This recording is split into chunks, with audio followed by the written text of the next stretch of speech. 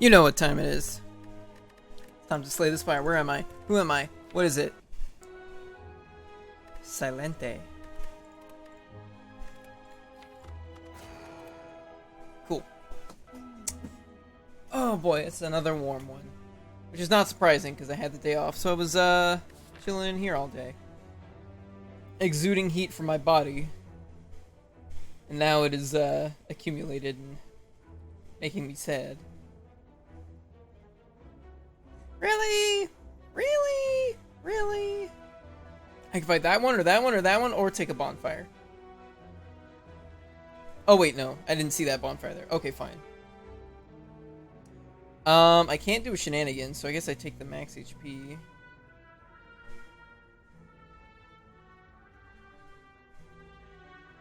Only means I take this one, just because it's got an extra event. That is a lot of hallway fights, though. It's like 6 hallway fights in this act. Not ideal.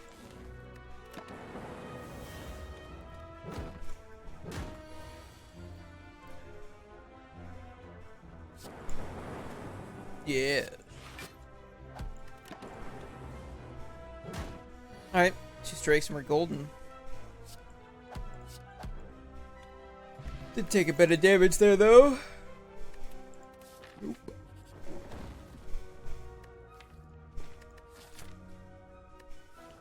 I think remove is fine.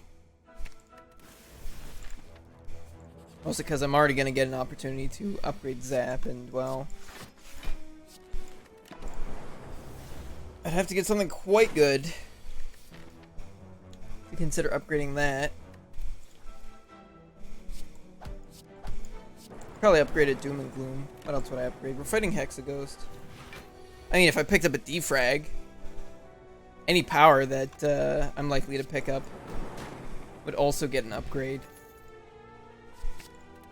There's ball lightning right there. It's ball lightning plus even.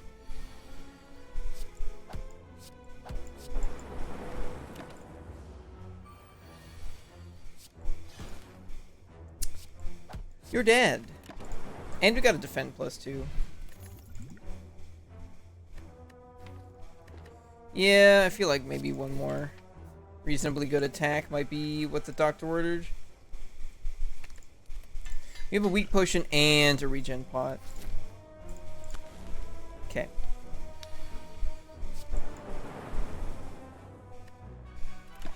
Not the best starting hand.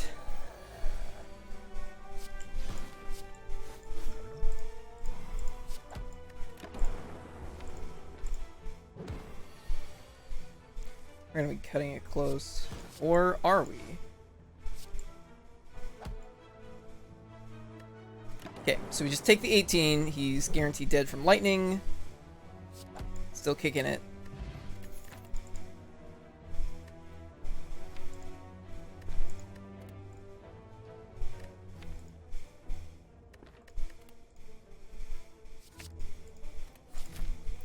That's probably all I need at this point, as far as damage goes.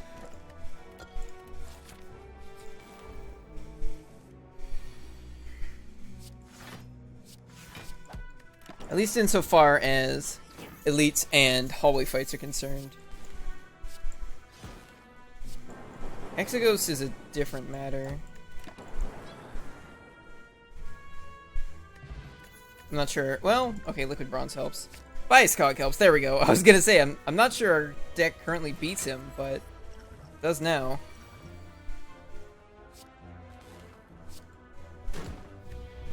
Zap Sunder sounds like a pretty good wake-up turn to me.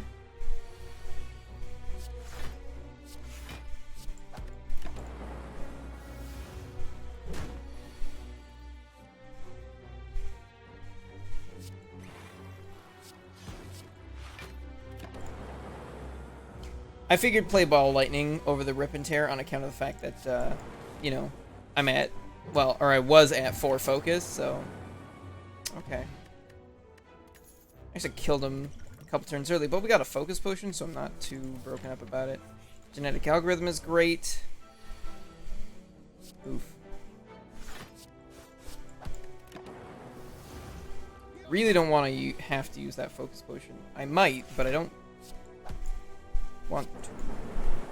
Okay, I'm gonna be made weak, but I don't care because he has 3 health.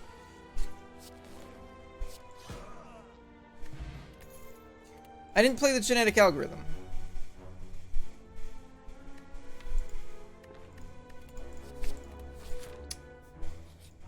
Oh boy. Cool.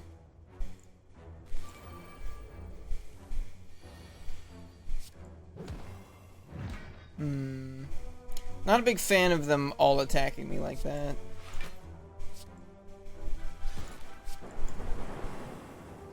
Alright. 4 damage. I can dig it. Genetic algorithm could be at 5 already.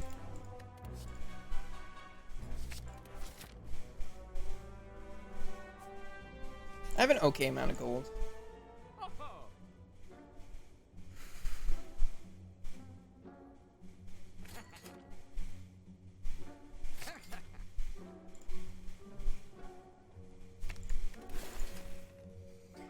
Okie dokie. It's an alright shop. I would have liked to buy, you know, the Centennial puzzle, but oh well. 35 health. Maybe I do have to use that focus potion.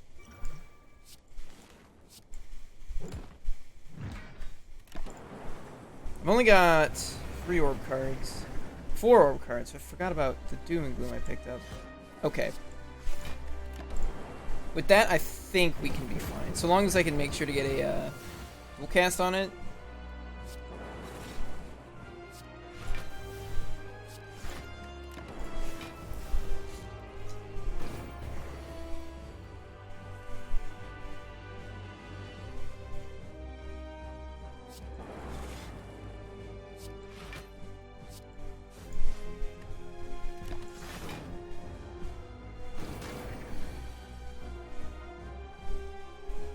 Okie dokie.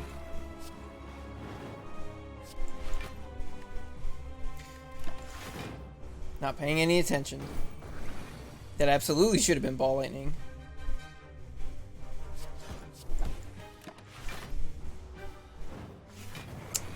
I have a lot more damage right now.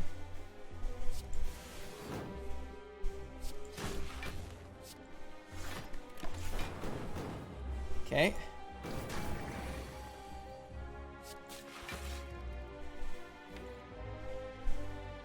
Okay. I think I got it. I should draw dual cast next turn. Didn't. That's actually fine.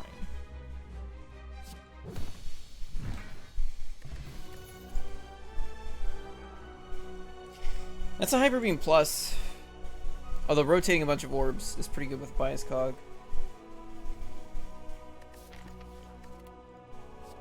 Yeah, I'm gonna take the Hyper Beam Plus. Hello. Smells like Fusion Hammer? Yeah, I have no way of healing, so.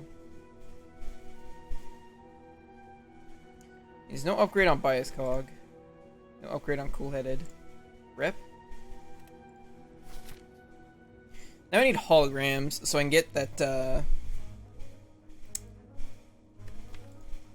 Hyper Beam back out of the discard. Excuse me. My brain just kept wanting to say Ultra Laser, and I'm like, that's not the actual name of it.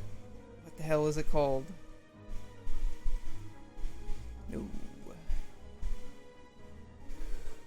Oh. Yo. I won't have that much money for the shop, unfortunately.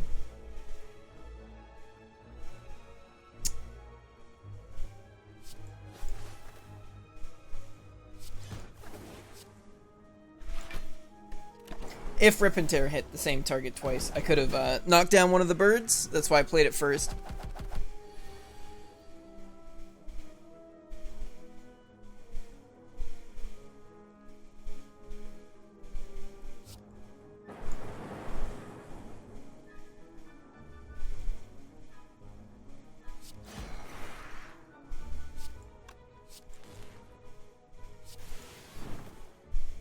Okie dokie. Perfect time for genetic algorithm.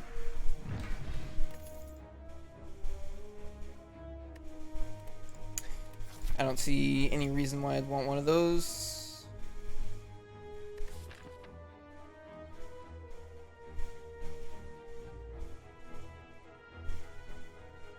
Could go that way. Let's go through one more hallway fight before the bonfire, though.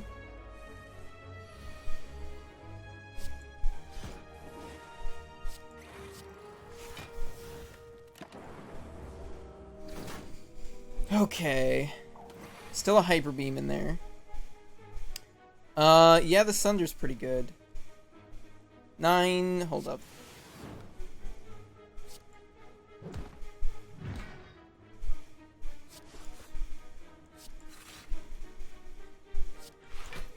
There. Alright, I won the fight. That's, yeah, good fight. I don't think I took damage. Maybe I did take damage on turn 1. I think we're pretty good for attacks here. Yeah, no, I think I can still go this way. I don't have a ton of money.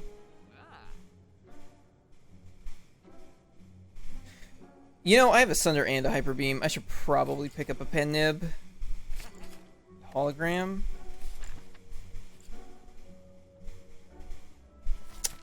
Bummer.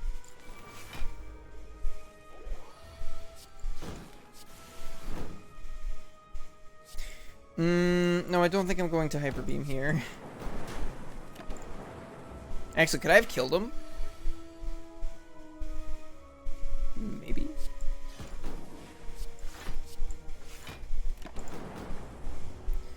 No biased cog yet. There it is. 14. 38. He's sitting at 28. Good fight.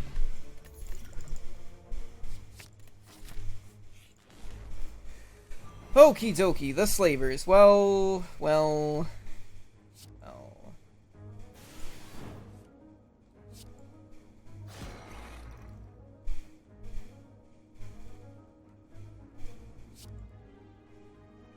Should probably just kill that guy. Yeah, orbs do nothing, but I only have like 26 health to plow through, so.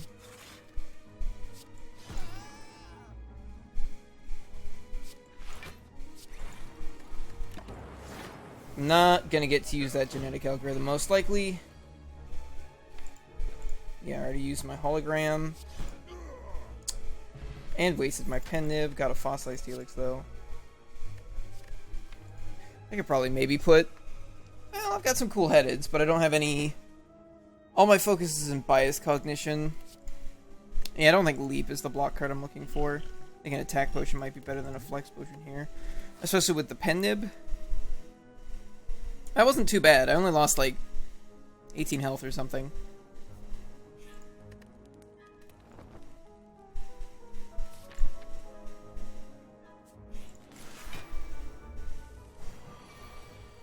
Okie dokie.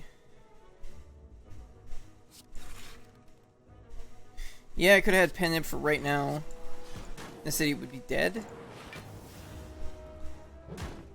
Instead I get to take 4 damage.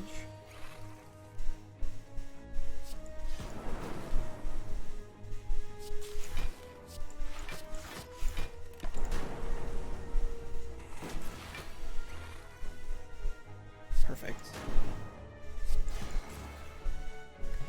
Nice, nice, nice, nice, nice.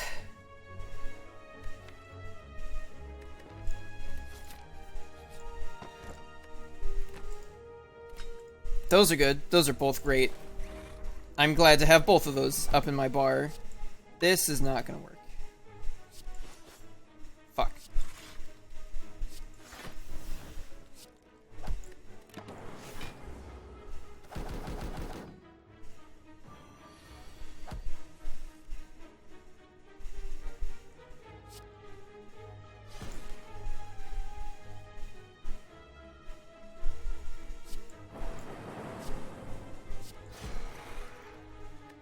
No point in playing the other Zap here. Just adds another daze to my deck. Die? Oh shit, he's still alive. I really don't want to take like 13 damage, so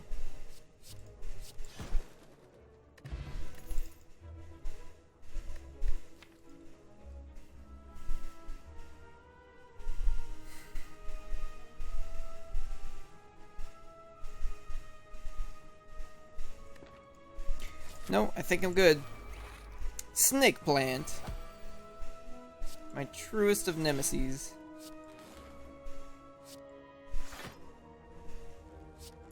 Guess I'll pen nib the rip and tear. It is quite a lot of damage. Speaking of quite a lot of damage, I guess it's only 6.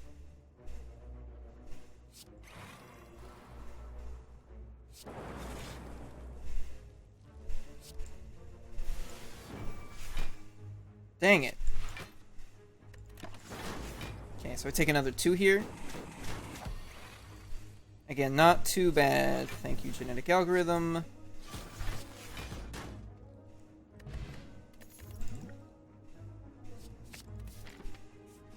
Alright, what do we got this time? Book of Stabbing. Book of Stabbing.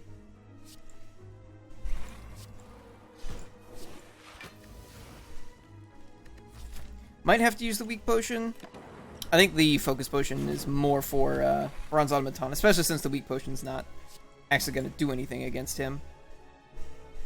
I think it's probably too early to Hyper Beam. What am I spending my energy on?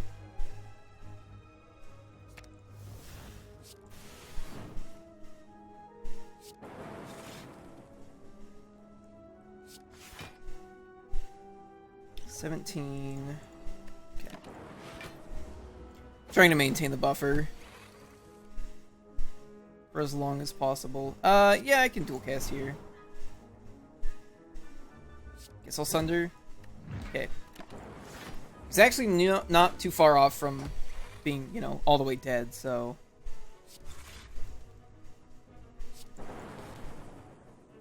Fuck.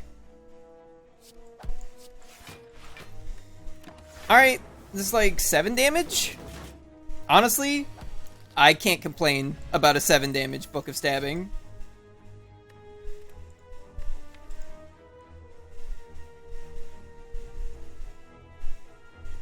Do I just want like genetic algorithm turn 1?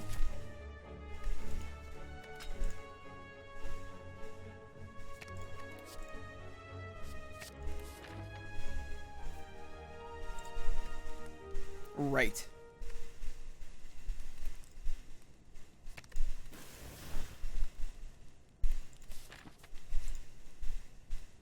Oh, we're reading. Oh, we're absolutely reading. Oh, we were hoping for the Necronomicon. The Doom and Gloom, the Hyper Beam, and the Sunder. Milry's Codex is pretty good, though. It's the best for scaling. Oh, best. I mean, it depends. Obviously, if Enkai Radiant gives you, like creative AI, then you're doing all right.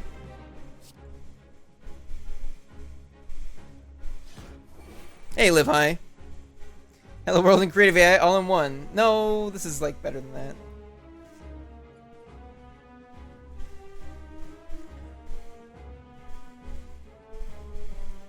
Yeah, I've got 37 health. I'm gonna drink this. Genetic algorithm might actually be handy later.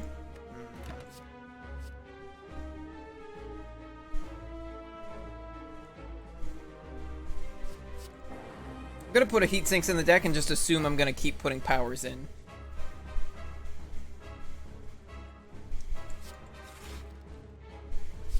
Alrighty.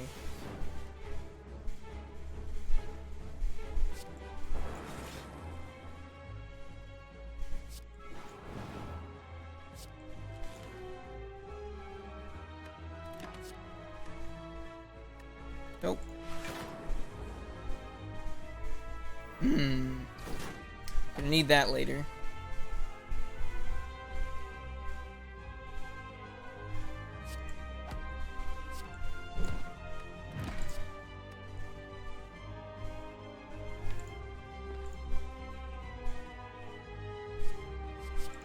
a Seekin for later, maybe?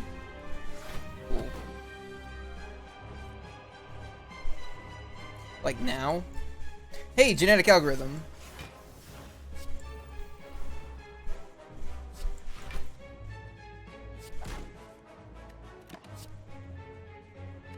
No. Alrighty, haven't gotten much in the way of scaling yet.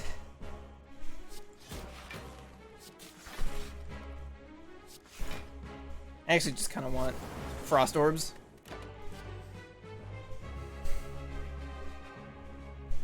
God, I wish I had Necronomicon. I could double this Thunderstrike. Nope, we're skipping. That's what I was afraid of. That's why I wanted frost orbs. Push it? I think I'm still alive. But I think I'm having a bad time. Okay.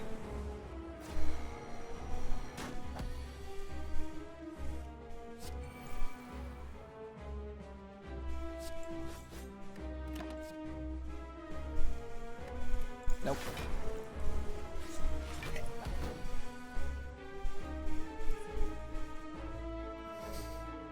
I die? I don't die. Hold up. 10, 15.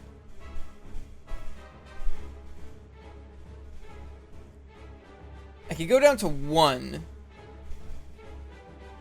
32. Or I could not. That's, yeah. I have to eat all my frost orbs to do it, but... Sure. Put a second bias cog in there.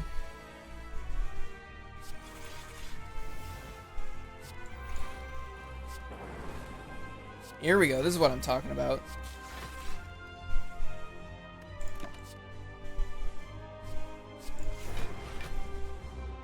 Thunderstruck might do something.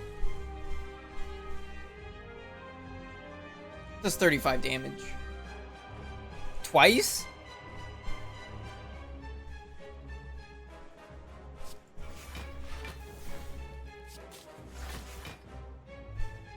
Okay. I'm still kicking.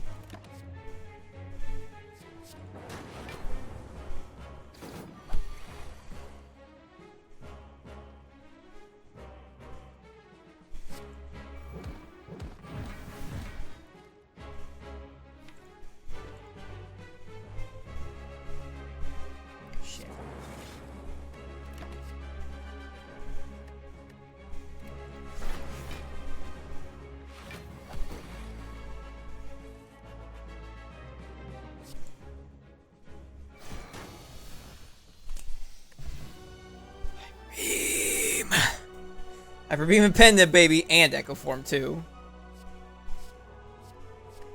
Do you need a creative AI? Thank you very much, Live High. Do I need a creative AI and a Nilrees Codex?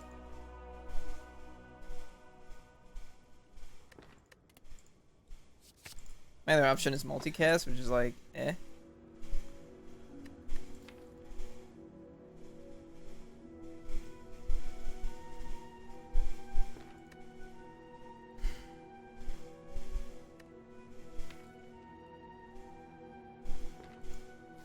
I think I'm taking the box, and then we're just gonna try to grab some more block cards.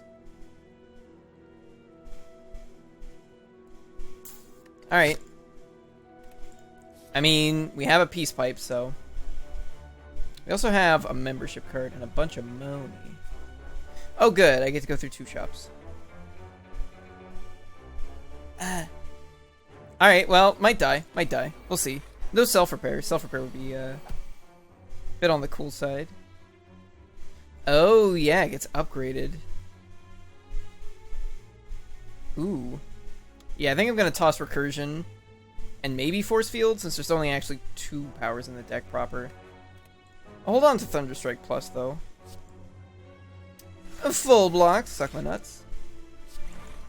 Yeah, I may as well just, like, start blasting them. Sure, put a Tempest in.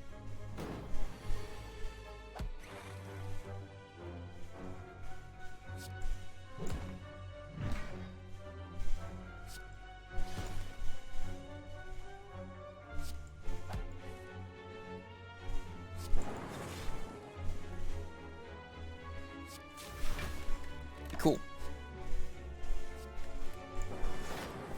Nope, nothing left to do. That's the fight, baby.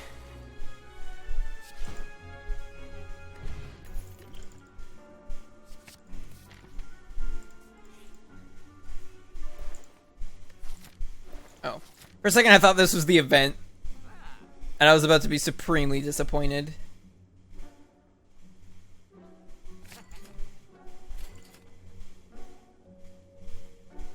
I always get this one confused with Clockwork Souvenir.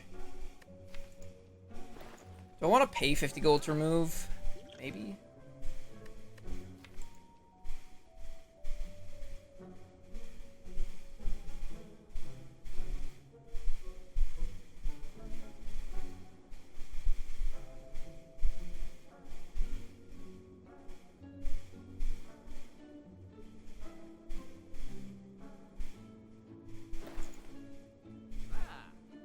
I'm debating buying that Blizzard. I don't think I'm buying that Blizzard. It's Blizzard Plus.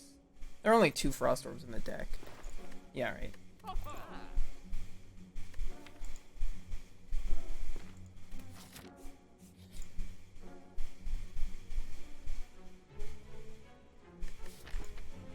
Farts.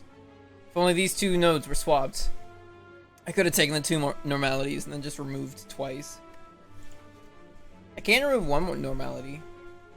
999 gold is if I had a courier, I'd still take this. I don't have a courier, but that's twice as much gold as usual. It's an obscene amount of gold. I'm taking it. We got the normalities, baby.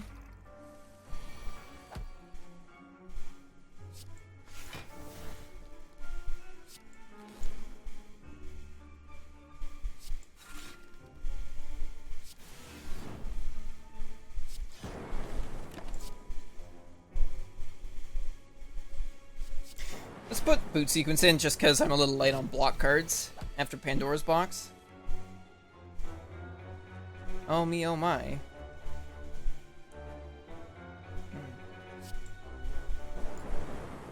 Well, I'll play that one and that one. Equilibrium for the same reason, although he is almost dead.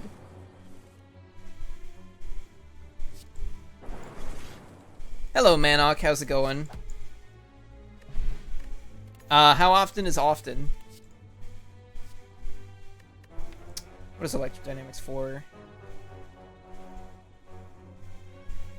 I'd say I beat the heart probably a couple times a week.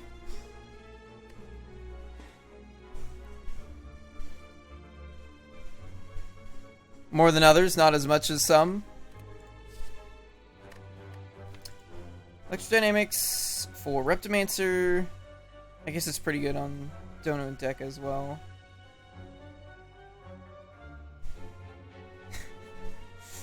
Well, keep trying, Manok. Trust me. There's a whole lot better that you can get at this game if you just keep going at it.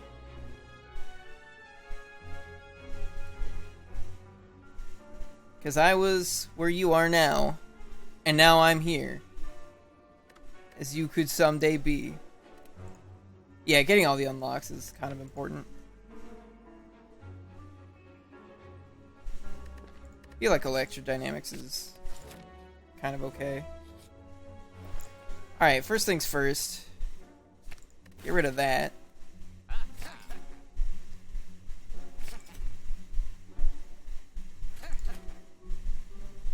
I don't have an X card in my deck, but I do have a book that can put X cards in my deck. So... no good at Ascension. Yeah. The heart really adds a lot of challenge. I'm probably going to take a leap because I lost 4 defends and replaced it with a force field and a bunch of more offensive cards.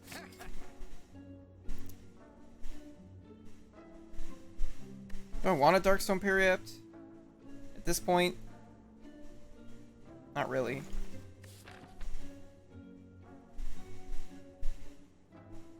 $500 gold.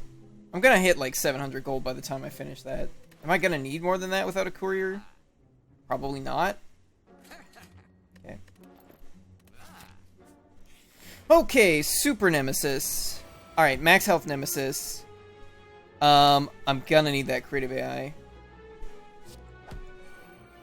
Because otherwise, I got no scaling. Cool.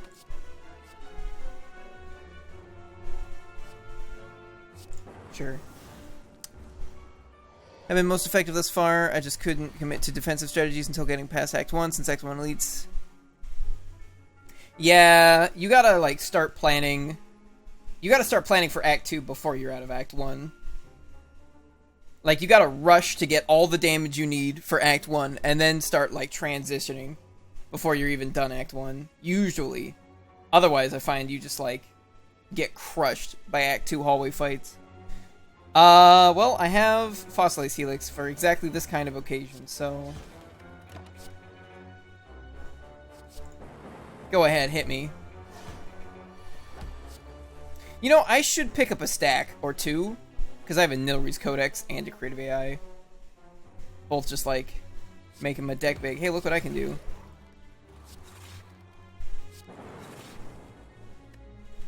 Alright, 7 damage. Force field is going to get better and better.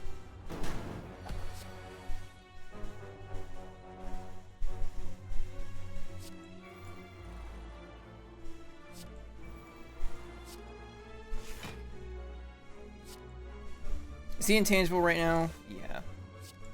Still going to do it like this.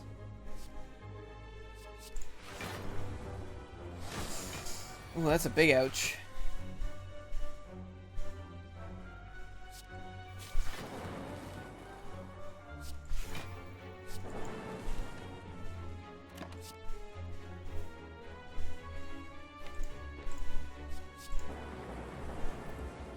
Should probably put a consume in my deck, though. Oh, I only get to play 3 cards. I should do this smart.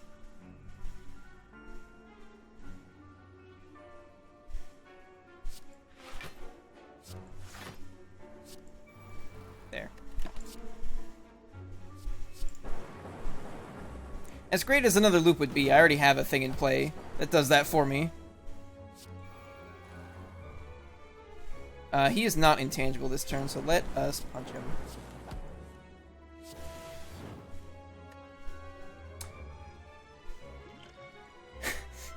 This fucking burn is gonna eat up my buffer stack.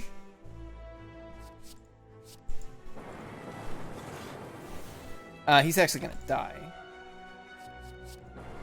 Well, that was close. Chalcom's not really what I'm looking for. Absolutely take a Glacier Plus, though. Alright, I'm missing a bunch of health, which is not ideal.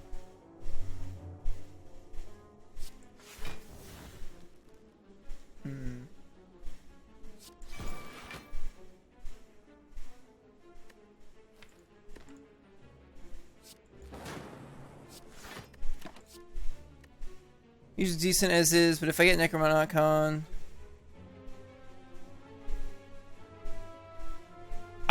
I like pretty much always hope for Necronomicon. I think it's easily the most powerful. You can also do shenanigans with that curse on Ironclad. Necronomic Curse plus Blue Candle plus either Feel No Pain or Rupture or Self-Forming Clay can get you anywhere between 3 and, well, depends on how many Feel No Pains you have. But anywhere between like 3 and like, I don't know, 12 block for the cost of 1 health. My recommendation would be don't do that.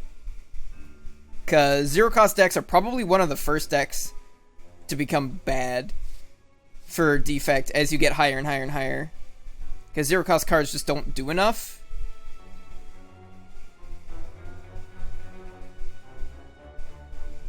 Enchiridion's the least consistent, I'd say. Necronomicon's probably the most consistent. It's like Here's what it does. Go nuts. Claw is an okay card. Well, it depends. Generally, I find Claw has like 3 uses. Well, 4 uses. 3 uses and then an emergency situation. Use number 1 is just to put an extra attack in your deck for Act 1. Like, it's fine. Use number 2 is if you desperately need scaling in order to beat the champ. And you just have no other choice, and you're just like, alright, well, I guess we have to put claws in the deck, and hologram for claws, and claw. Number 3 is if you need scaling, if you need non-power-based scaling for beating Awakened one, you can also use Claw. You can also, depending on your deck, use Blizzard for that. At least as far as defect. And then the emergency situation is if you just, like, need more scaling in general, regardless of whatever boss you're fighting, and just have no other options.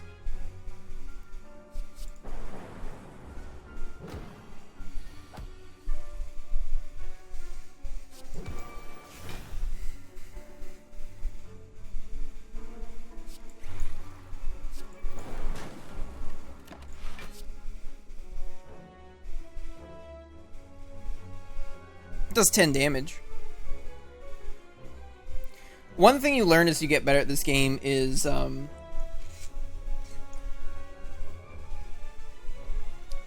you realize to start picking things specifically because they can synergize with other strong things, even if you know you might not get those strong things.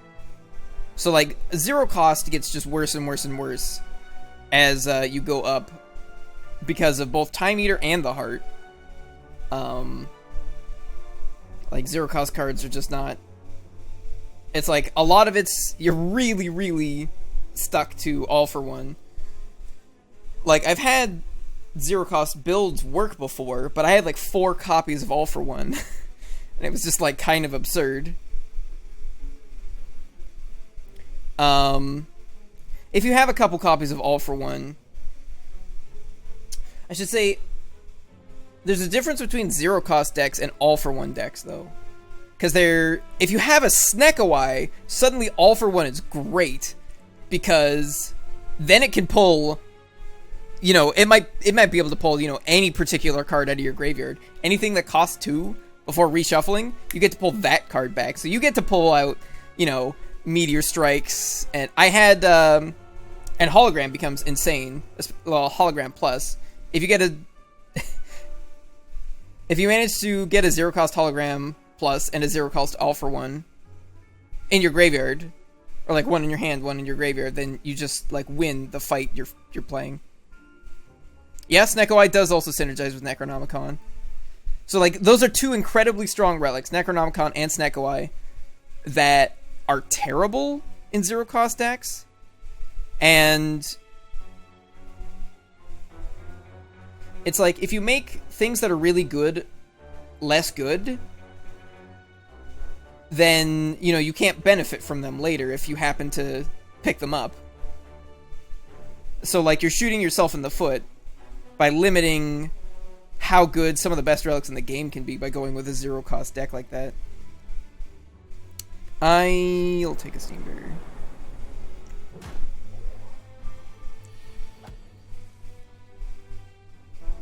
I would recommend not doing that. I'd recommend taking Snekawai as often as possible, losing a whole bunch, but then learning how to use it in the process. That's pretty much, in my experience, that's pretty much how you gotta do it for things. I had to do the same thing with Corruption. I had to do the same thing with Runic Pyramid. But once you learn how to use those things, it's like, they're so strong. Snekawai is probably the single strongest relic in the game. It's definitely the strongest boss relic overall. There are situations where you don't want to take it, but most of the time, if you see Snekawai and there's not some other like really insane option, you take Snekawai.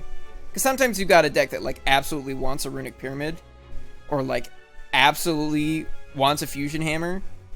Say you have like Toxic Egg, Frozen Egg, Warp Tongs, And like or like an Apotheosis in your deck. Or yeah, let's say you've got a bottled Apotheosis, which I've done a couple times before. Suddenly Fusion Hammer's insane because you're like, oh, yeah, this has no downside. Like I said, my recommendation is to use it and lose with it. Am I ripping and tearing here? I have no block. I added like 2 more block cards to this deck. Didn't get nothing.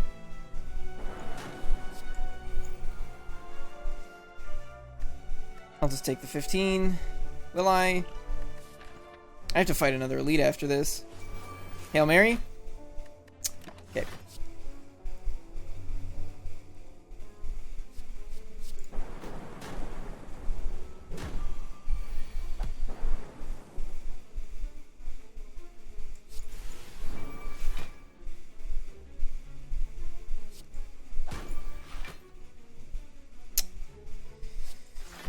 You need to stop.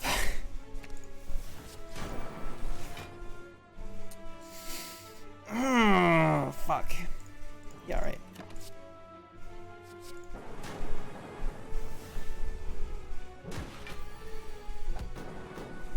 Yeah, you don't need it with just Charon's Ashes. Honestly, by the time you're in the middle of Act 2 and you've started rapidly increasing the number of skills in your deck, it's like kind of useful on its own. Corruption's a pretty high pick for me.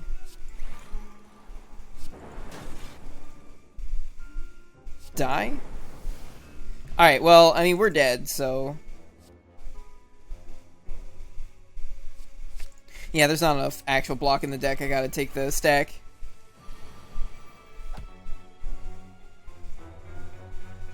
Well, look what I can do.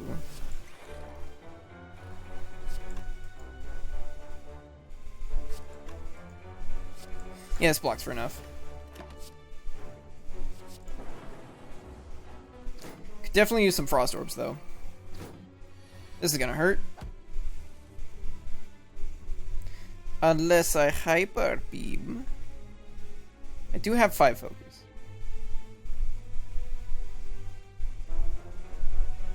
There's no way for me to Hyper Beam Hologram Glacier.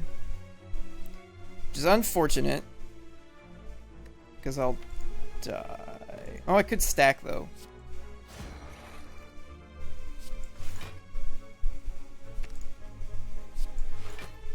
Fuck! I lose?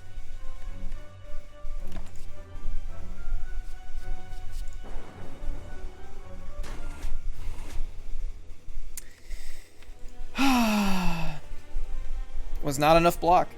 I could have bought a Steam Barrier. I had a Glacier Plus. I managed to pick up some block, but like not enough.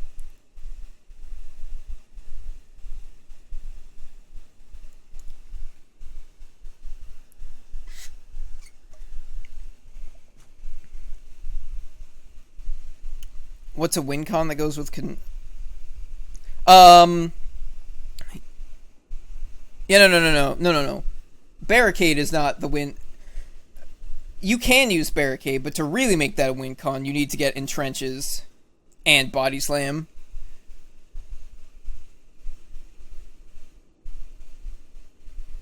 You're not going to run out of skills in 3 turns. You're not going to draw all your skills in 3 turns. You know, usually it takes like 5 or 6, unless you're like really early. Unless there's only like, you know, 14 cards in your deck, then yeah, you can run out of skills in 2 turns, but that also means you're spending all of your energy attacking, which means you're ending the fight quicker.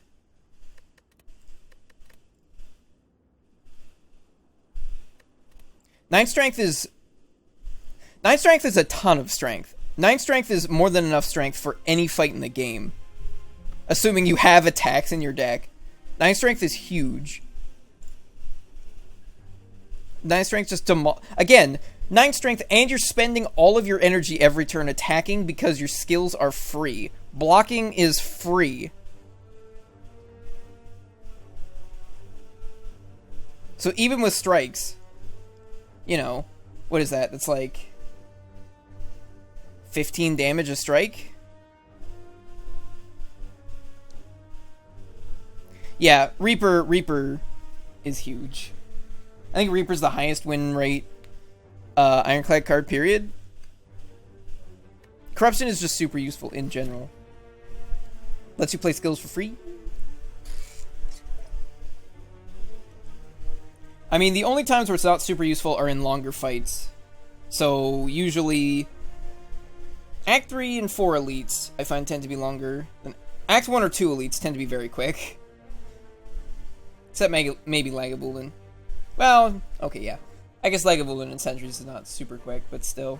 Act 2 elites are usually pretty quick. I think the slowest one is maybe Gremlin Leader, if you just, like, can't deal damage to the leader but can keep clearing the gremlins.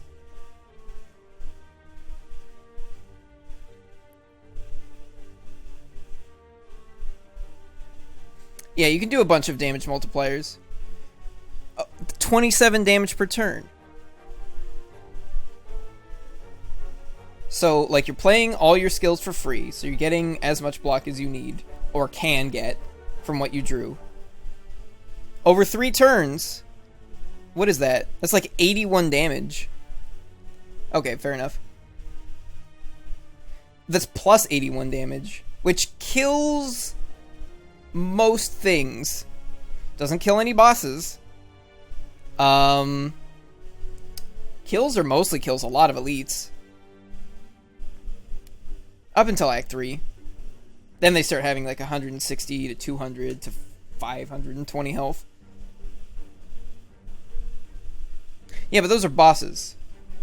Like I said, Corruption you can wait on in longer fights. You don't play it immediately. Unless you have Dead Branch. Then you play it immediately. So like you play it maybe the second... It's same with Biased Cognition. Biased Cognition is great in fights that are not crazy long. Like more than 5-6 turns on average. Corruption's in like the same boat.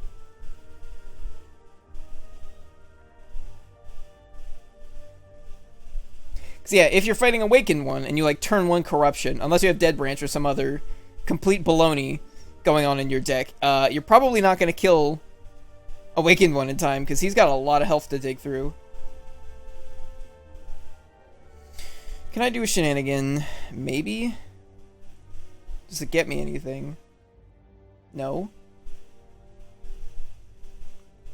What if I go this way? Still no. Smells like max health. But no, going back to what you said about Barricade, etc. No, the real money with like Corruption as a means to a win condition, if we're not just using Corruption as a tool to play things while we gain strength, then as a part of a win con, what you want to pair it with is Feel No Pain and Juggernaut, because then it does an unbelievable amount of damage. You get like a Fiend Fire in your deck and maybe some Battle Trances or Centennial Puzzle or Pocket Watch, some like reasonably good card draw. You like Fiend Fire somebody for like 7 cards, and you're just like, take 49 damage. Also, I gain 28 block. Also, take another 35 damage. It's really good.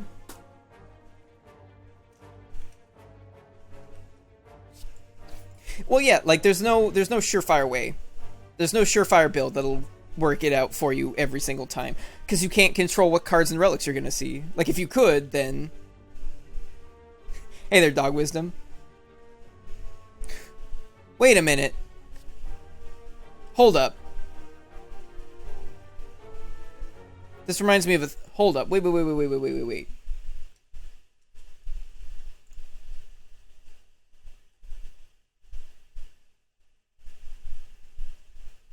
Give me one hot second. I forgot to make a command. I recorded the audio for it, but I forgot to make it. Okay, hold up.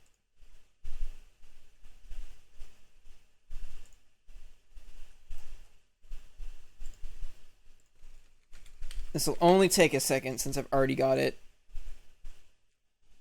I just need to navigate to the place.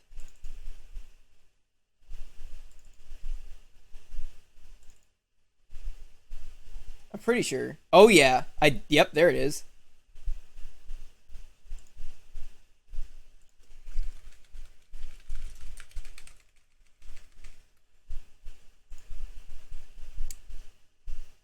Okie dokie.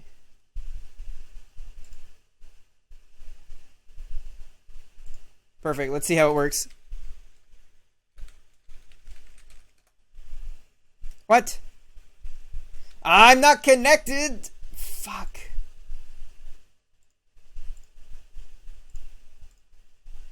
Oh my god. I'm not connected as myself through the Streamlabs chatbot. Garfbot's connected. I'm not.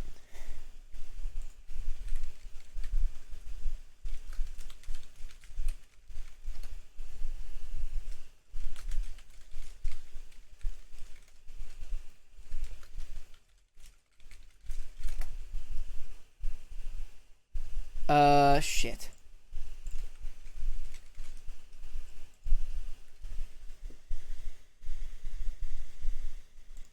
Perfect.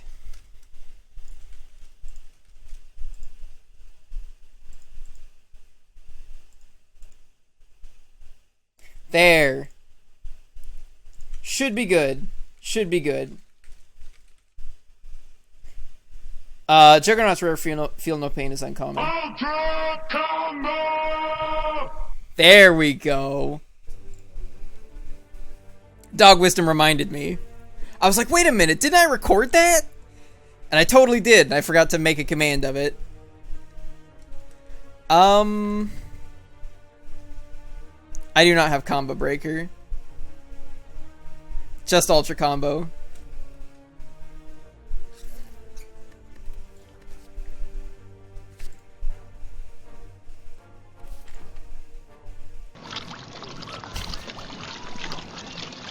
I was waiting on bated breath for which audio command you were gonna do. I was like, oh man, what's he gonna pull out?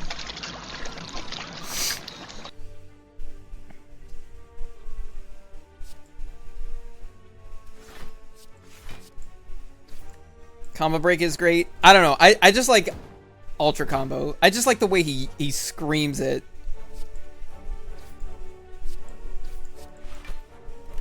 Like he's losing his mind about how ultra this combo is.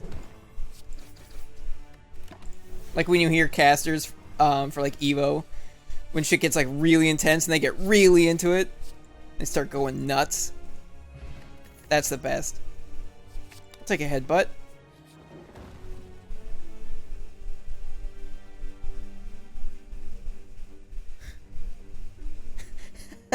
Yeah. You know what I'm talking about, Dog Wisdom.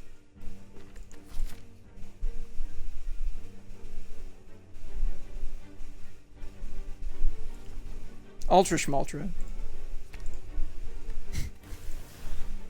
Plague! Man, I used to be so into StarCraft back in the day.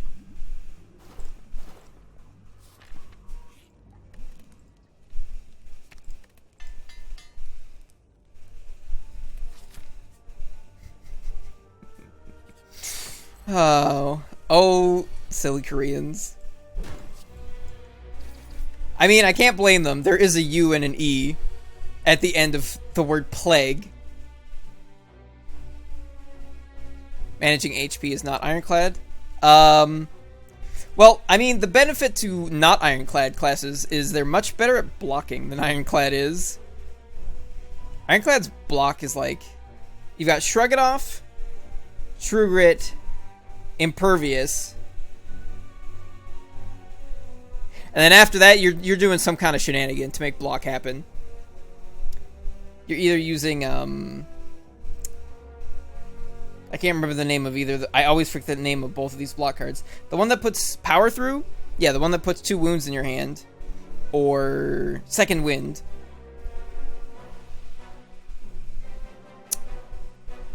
That is not true.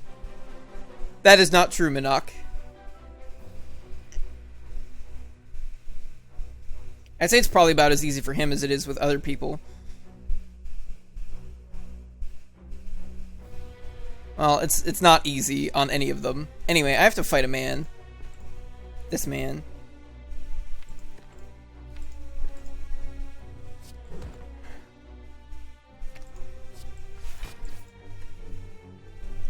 I'm gonna use this energy potion here for 18 damage. Leg sweep is really good. Well, she can gain a bajillion dexterity for one. She can after image. And, like, you know, gain a ton of extra block that way. If you have a silent with a kunai, you can generate like 3 dexterity in one turn. And then just start going nuts.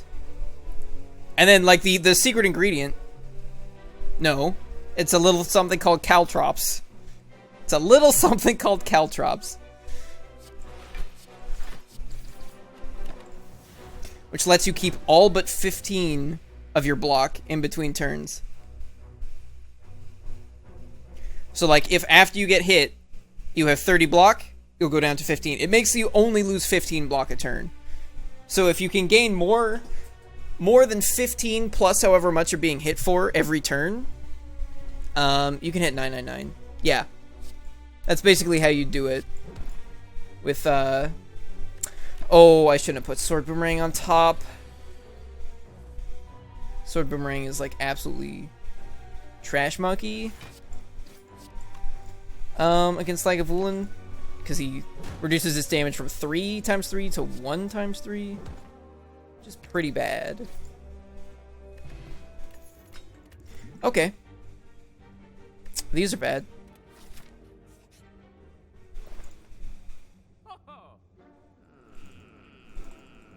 I am going to take the spot weakness here because we have to defeat Hexaghost somehow.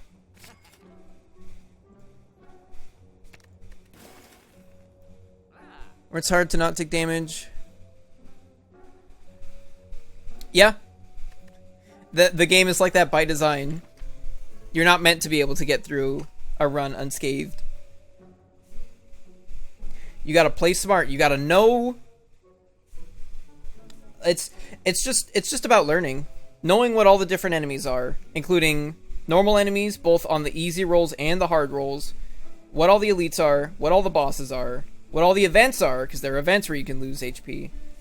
And figuring out how good your deck is at each of those things. What your deck's weak against, and what cards or relics you might want to prepare your deck for the challenges it's going to have to face.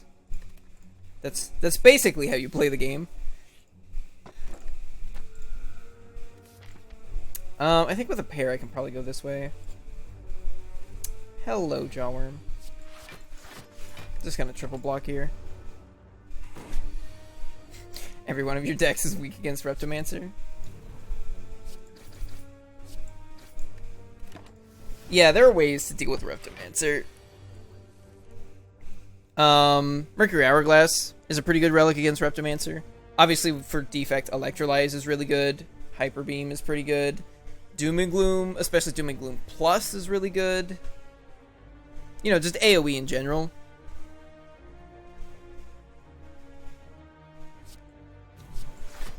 I probably could have killed him this turn. I don't know about Catalyst. Corpse Explosion. Oh boy. I really wish that Corruption weren't next to a Shrug It Off. So, there is a slight problem. Like I said, besides just knowing what things are good and what things aren't good, like as far as cards, you also have to pick things for specific situations. Corruption, for instance. There's a problem with Corruption against Hexaghost, and that is Hexaghost puts burns in your deck. But he puts the same amount of burns in your deck every time, which means the bigger your deck is, the less often you have to deal with burns. Therefore, the opposite is true. And Corruption makes me plow through all of my skills, meaning I effectively have more burns in the deck. Corrupt the burns out. Gotcha, Dog Wisdom.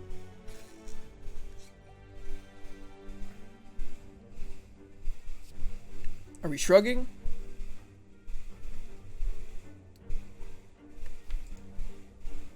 Flameberry is pretty good against Hexaghost and Book of Stabbing. And the birds in Act 2.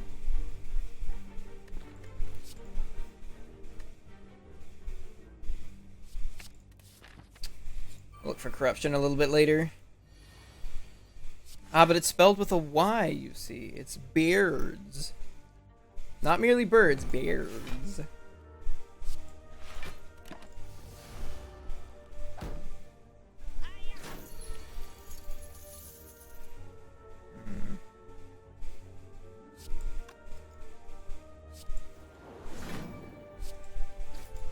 This idiot's gonna make off with all my money.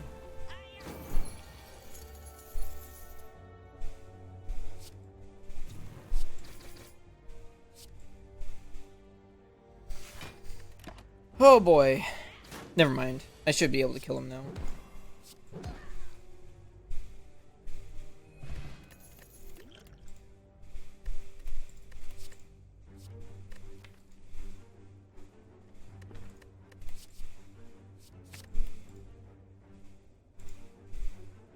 Might be too many block cards. I still might have to fight Gremlin Knob. Yeah.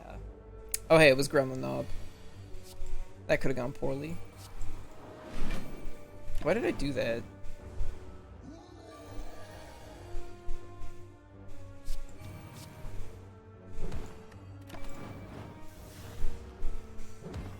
Okay, might be dead here because I gave up 15 damage.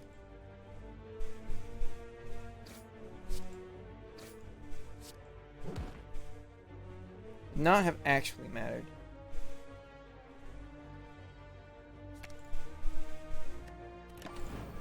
Oh wait, yes it would have. Would have totally mattered. Fossilized Helix is pretty good.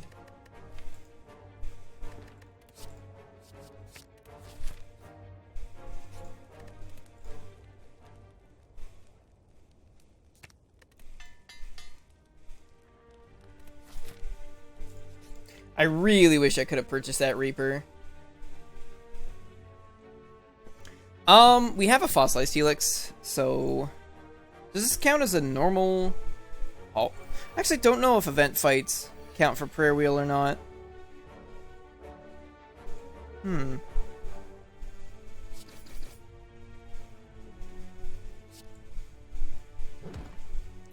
Yeah, I didn't think that one through.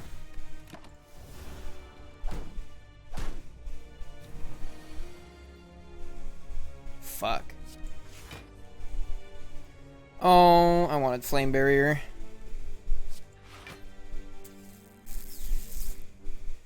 $17.23.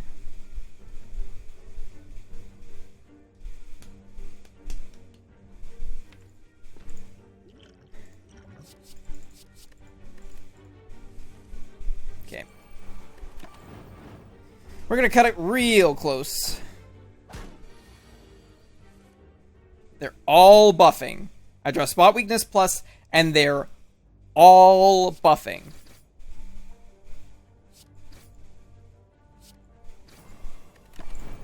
Magnificent.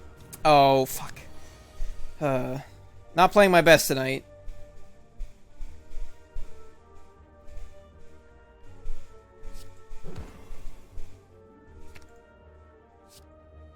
Am I dead? No. Combust finishes it off. There. I made at least one decent play that whole fight.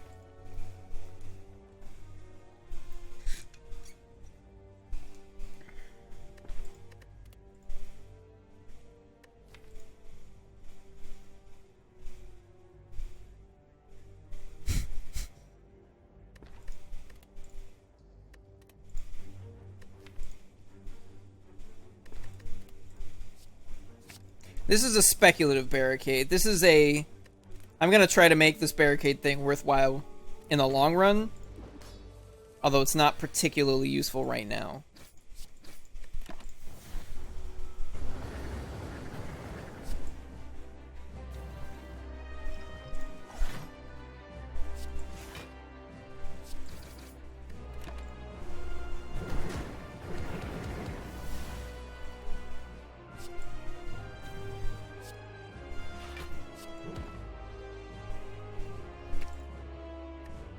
Yeah, I actually don't think I need barricade here.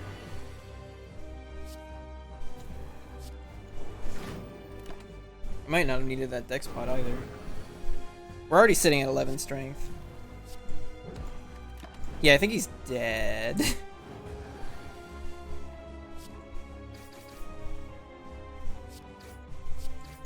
Yeah. Do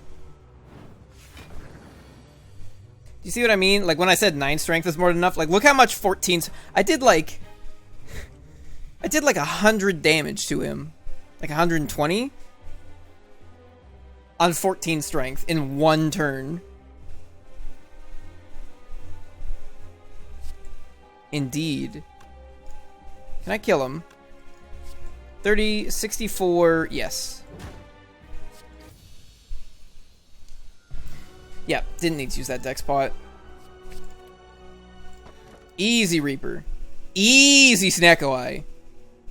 You could make an argument for Runic Pyramid, but these are my big boys. I wanna play my big boys. Alright, so I'd like a Demon Form. Since now Demon Form is as easy, or I should say as difficult to cast as Spot Weaknesses. It's not always Snacko Eye. But in this situation, oh, is it ever Snacko Eye. Okay. We can do some 2 elites, 2 bonfires. Got a Reaper, so that should help. Although, I could get really bad luck from Snacko. Excuse me. Yeah, that's the way we're going.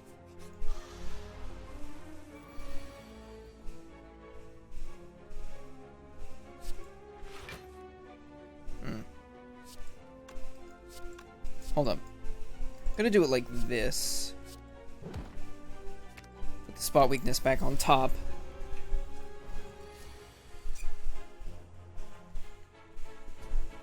Of course it costs 3 this time. You know, that's only natural. I care a lot less about the dazes, since I'm drawing 2 extra cards a turn. That sure is damage.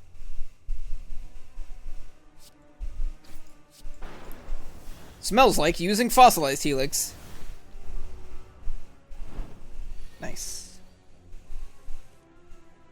Here we go, baby. I don't know how much that barricade is going to actually be useful, but...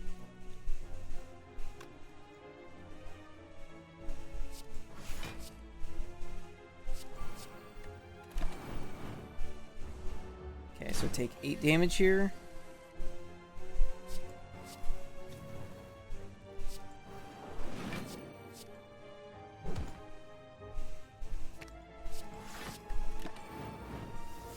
Okie dokie. Should have him. Yep. Alright, that wasn't too bad. Battle Trance is a lot worse with Snacko Eye. So is Anger. I feel like I can take a clothesline. Probably still take Battle Trance. Jax is also a lot worse with Snacko Eye. Transforming Strike seems fine. Didn't get anything crazy. Unfortunate. Here's also where Corruption's really good. Because with the Snacko Eye, you play Corruption, you're just like, all the skills are 0 anyway. Hey, Ultra TMA, how's it going? My recommendation, this is what I was recommending earlier. With things like... For me, the big 3 were like Snacko Eye, Corruption. Thank you very much for the follow. I hope you're feeling fat and sassy. Snacko Eye, Corruption, and Wraith Form were like things that I knew were good. Not just good, but incredible. But just like couldn't play very well. And basically what I did is I forced myself to keep picking them until I learned how to use them. And now I can use them well. Which massively improved my my gameplay. So I'd say worth. I'm gonna do this. So that way I can do that.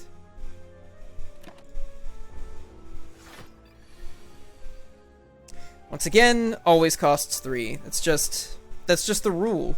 If I play Combust here, it's gonna eat up my Fossilized Helix, which I do not want. Putting the other spot weakness on top. Here we go, man. You got enough headbutts, you can just keep trying. Are you fucking joking? That is 3 times in a row I put spot weakness on top, and it's cost 3 energy to play. That is absurd. This Reaper does nothing. Yeah, I guess, you know what, fuck it. Well, no, hold up. There. Now I at least don't take any damage.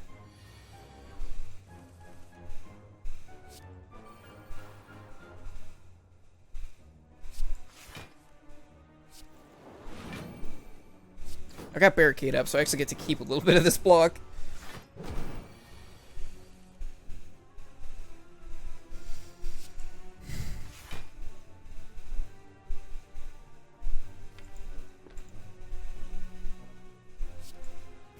It's downright magical. If I'm super lucky, I might get to use that Reaper. Finally. Yeah, this battle trance has been really bad.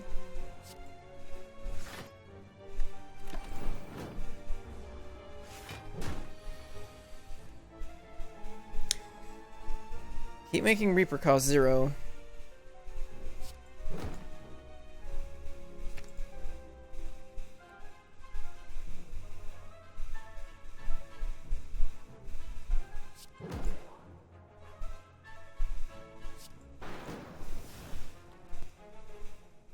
Should have done that in a different order.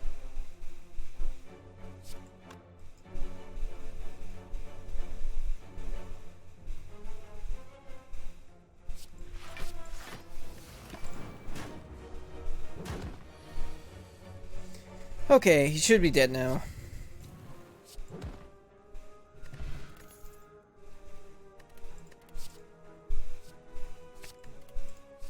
I think I want one more card that scales really well off of my strength.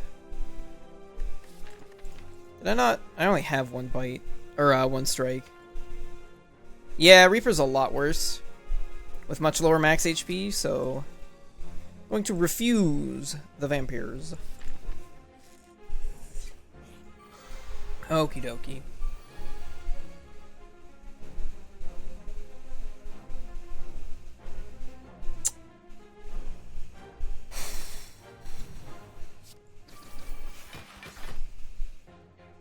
Once again, if I play the Combust here, I'll take an extra 8 damage. Or an extra 7. Would be a shame if it turned into a bite. Would it?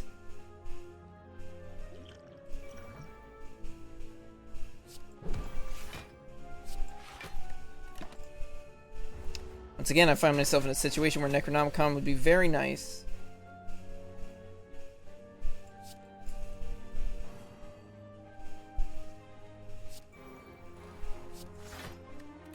Get to keep 10 block, why not?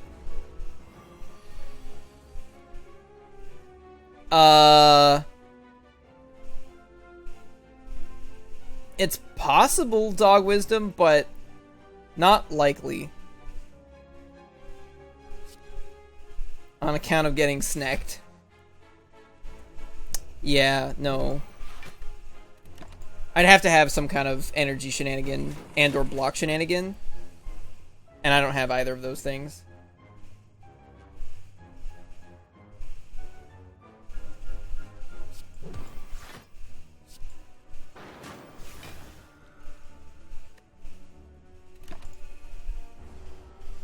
Boy, oh boy, I sure like taking 18 damage.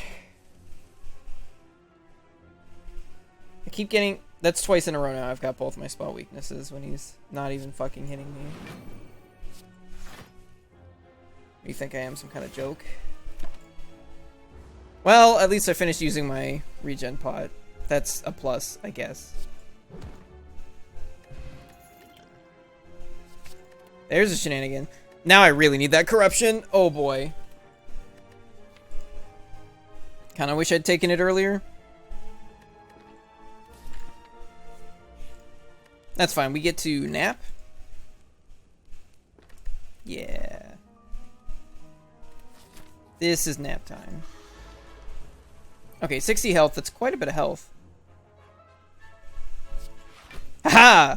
Idiot! I'm already confused.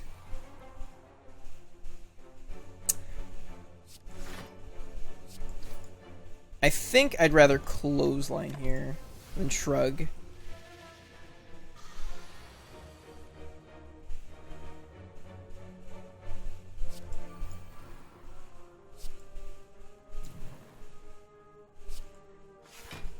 I was like, aha! Now I can let ghostly armor exhaust, and I gain 3 block. And I'm like, it costs 0.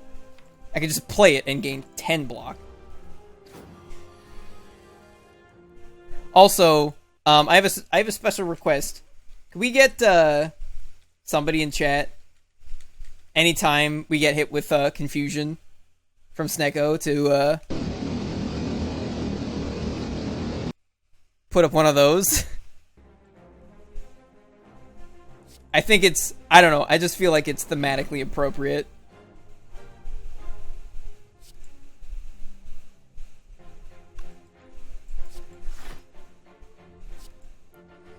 Weakened, am I?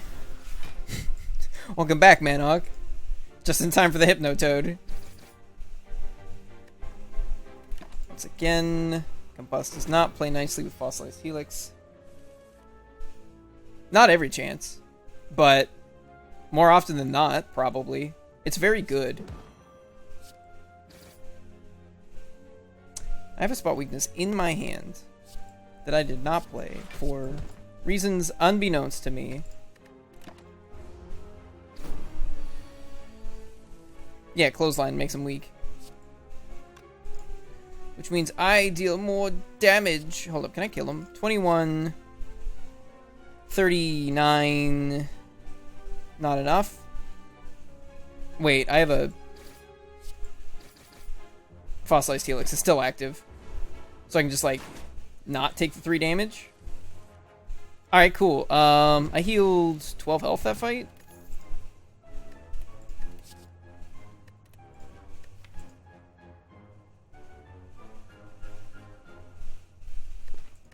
I feel like I just want...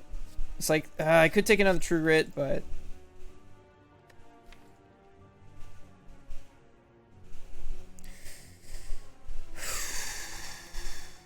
I don't think I'm taking Body Slam until I have an Entrench. I do have 2 Headbutts, which helps me play Entrench more often. I don't have a Runic Pyramid, though. What about a Thunderclap? No, Thunderclap's a lot worse when it doesn't always cost 1. Same with Body Slam, really. Going to this fight, right? No. No, I'm not. Oh, wait, yes, I am. Oh, yeah, I haven't hit an Elite yet. Yeah. This is the Elite fight. Okay, cool. Clothesline's just like a perfectly serviceable card. It's also better with Snacko Eye, because on average it gets a half energy discount. It's not like outrageous or radical or anything, it's just like a card. It's okay.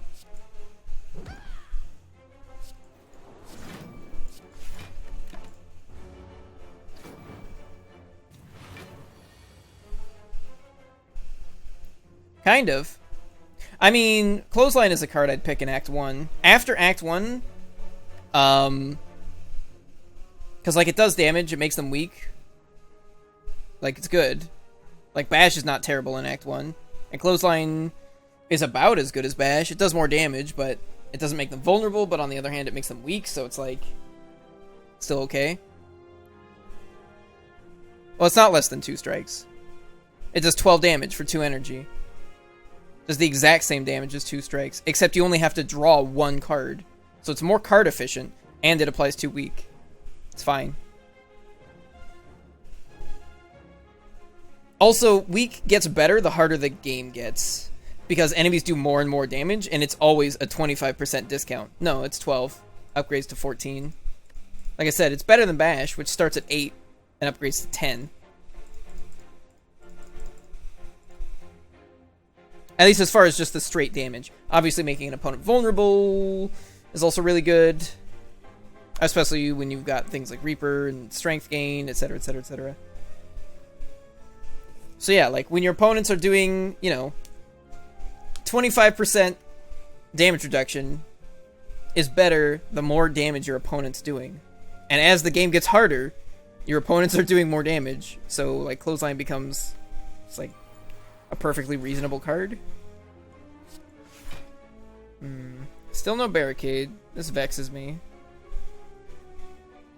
I am not full blocking. This continues to vex me. Good.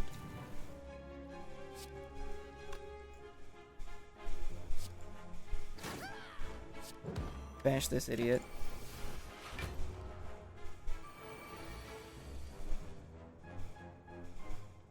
Again, no, I wouldn't say I wouldn't say Clothesline goes to almost auto pick. Generally, like when you're trying to find damage for Act 1, you usually take like the first couple non-garbage attacks that you see, because you don't have that much time to put a bunch of attacks in your deck before the first elite most of the time. So it's like Clothesline is not the best, but it gets the job done. And then the further in the run you get, the less and less, like the farther in the run you get, the like Clothesline becomes less and less good, because now you're almost just playing it for the weak and not for the damage. But the fact that it becomes less and less good also gets counteracted by the fact that it becomes a smaller and smaller portion of your deck as you add more cards to it. I would not feel stupid for dying to Lagavulin. Lagavulin can really kill the shit out of you. Like I said earlier in the run, Sword Boomerang is a particularly terrible card against Lagavulin because its numbers are so low. And so when you get hit for -2 strength, -2 dexterity, suddenly it goes from doing 9 damage to 3, whereas a strike goes from 6 to 4. You know, the same is true of Twin Strike, of Iron Wave, of Dagger Spray, etc, etc, etc. Anyway, I have to fight some idiots, so bear with me.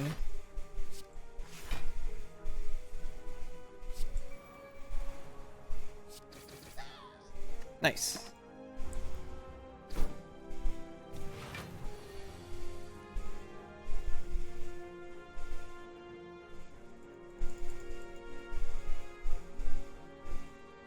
Yes? I don't actually remember any of the math. It has been like over a decade since I was into StarCraft. I'm going to assume that's correct. Because I know the way the Zealots attack, they attack twice. So getting +1 armor means you reduce their damage twice.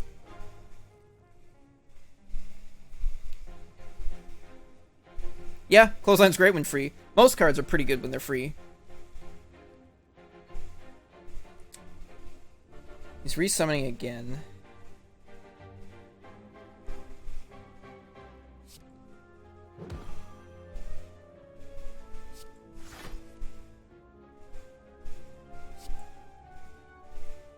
Yeah, I should hit this guy, because that's an insane amount of damage.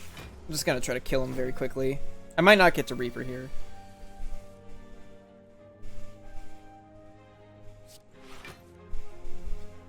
Oh. I get to Reaper here. Unless, I guess it depends on how much it costs. Oh, it's fucking 0! Go nuts for donuts? Get all my health back. 54 health. No.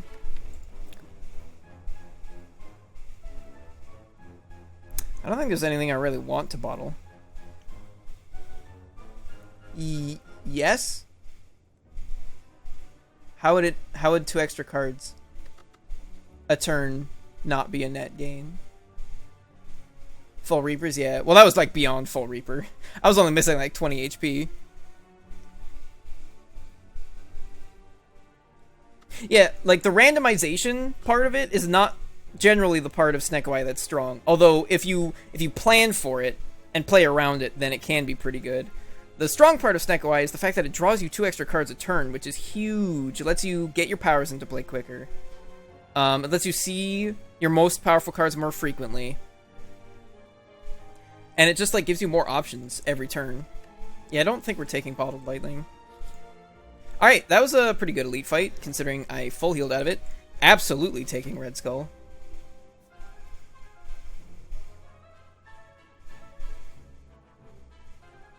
Yes. At the start of your turn, draw 2 additional cards. That's every turn. Start each combat confused. I'm gonna be right back. I gotta refill my water, since I'm talking extra.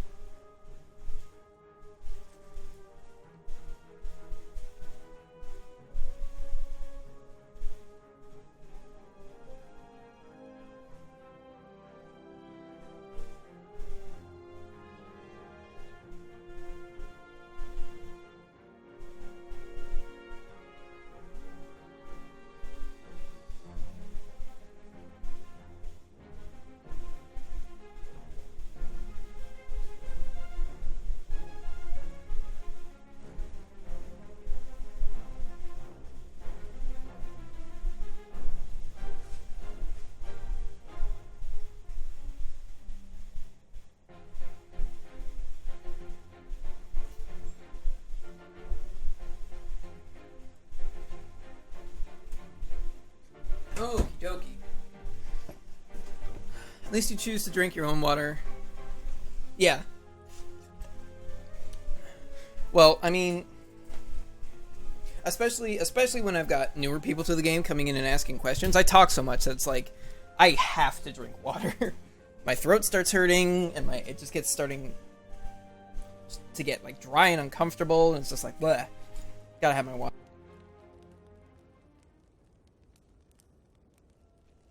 No, I banned Hydration Bot, like, immediately, because I'm like, I don't need you.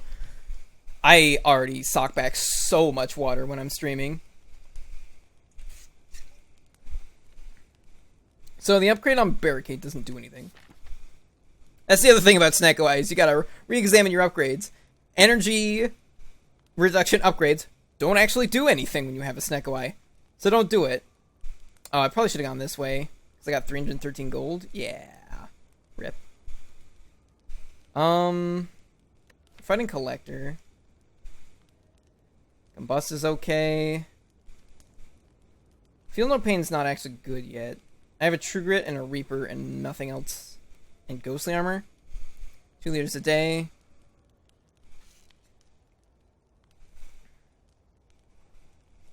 Yeah.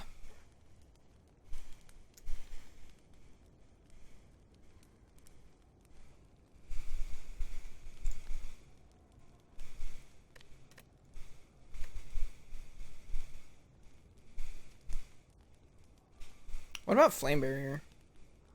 I'm gonna upgrade the True Grit. So now I can actually exhaust what I want.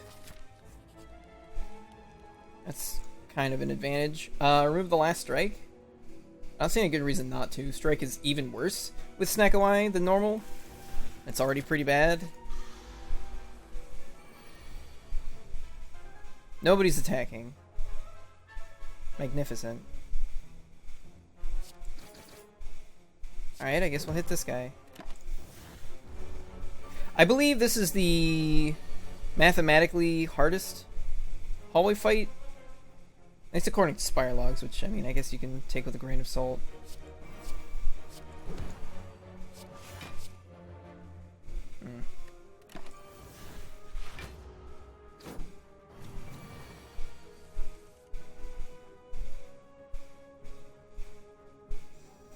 Wow.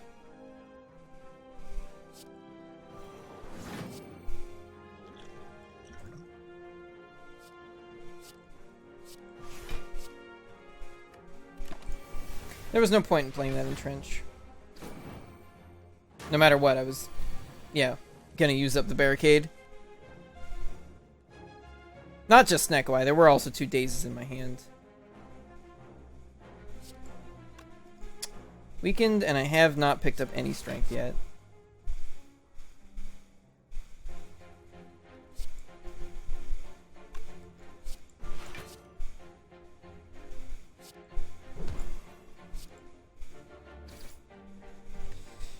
Yikes. Oh yeah, I guess I shouldn't have been focusing on this guy, because the dazes actually give me free block. Right, I'm an idiot.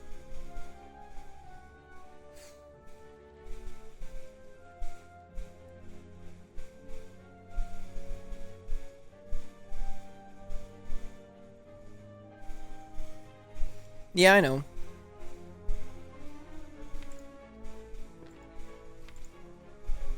Thing is, though, the card's in my deck now. And Ghost Armor was probably better to put in my deck than Entrench.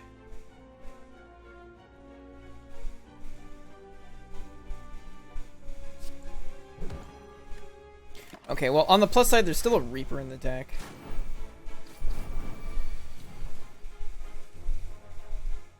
If I could ever draw it.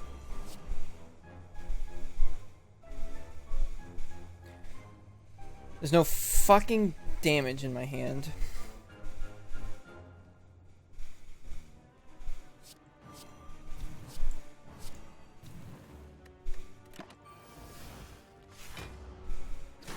Alright. Yep. Oh, fuck me. Alright. You need to die.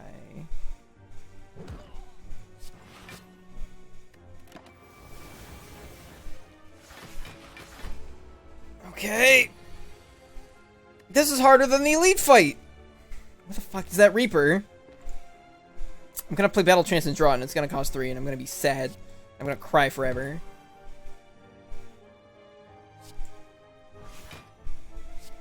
Get rid of this one.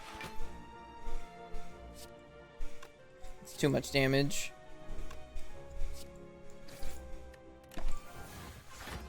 Okay. Give me that Reaper, baby. It does indeed cost 3. It also won't kill him. Or will it? 12 plus 6. You have to be shitting me. You have to be shitting me. It deals 18 damage.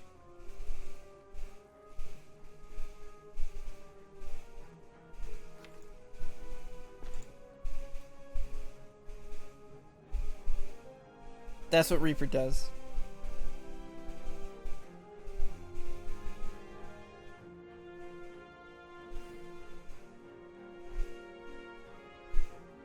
Yeah, hold up. So, if I weaken him, loses 8 damage, goes down to 22. Nope, still not worth it. Yeah, it's not worth it. I heal 18 and then I take 30.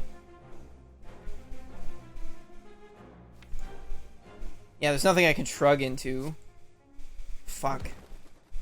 Well, that sucks.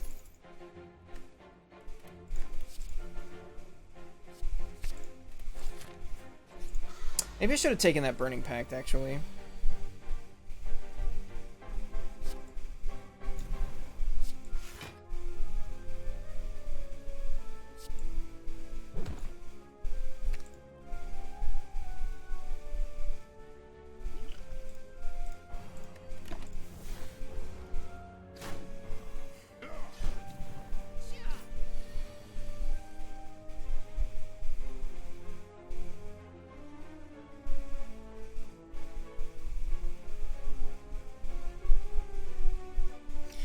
Gonna be one of those fights.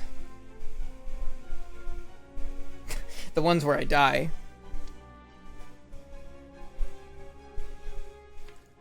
Yeah, well, that's variance. Sometimes Sneko-Eye farts out of hand like this, sometimes it makes them all cost 0. Yeah, I definitely should have taken the Burning Pact. It doesn't help that, like, our deck is not particularly strong outside of Sneko-Eye. Like, has a Reaper and 2 spot weaknesses. And a Barricade and a Feel No Pain. It's got, like, a whole bunch of pieces that, like, don't quite fit all the way together.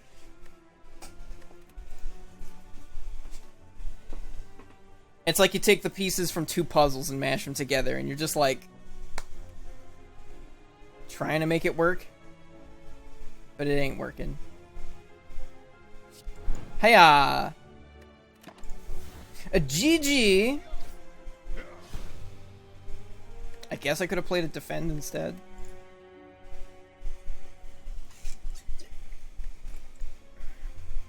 Pretty sure I was hosed. Oh yeah, I need to update that now too.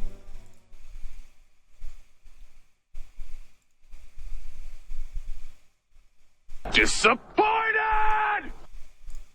Thank you very much, Nerdling. Disappointed.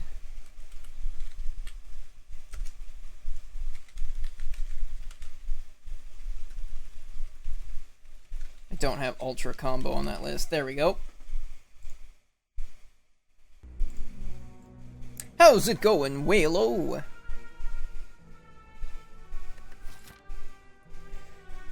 Excuse me. 6 max HP, no. 15 damage for 250 gold. It's probably the best option here. Might still kill me. Might still kill me.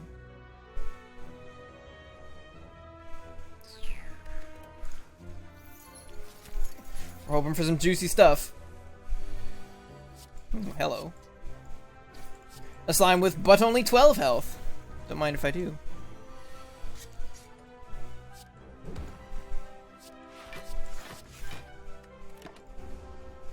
Yeah, I basically put them in chronological order, so it's easier to tell which ones are new, instead of having to like read through the whole list, like right after Get Good. Well, except Tatsumaki. Tatsumaki stays at the end because instead of erasing anything. The Ironclad run? Yeah, I died. I died to slavers. I got snacked. I got snacked real bad.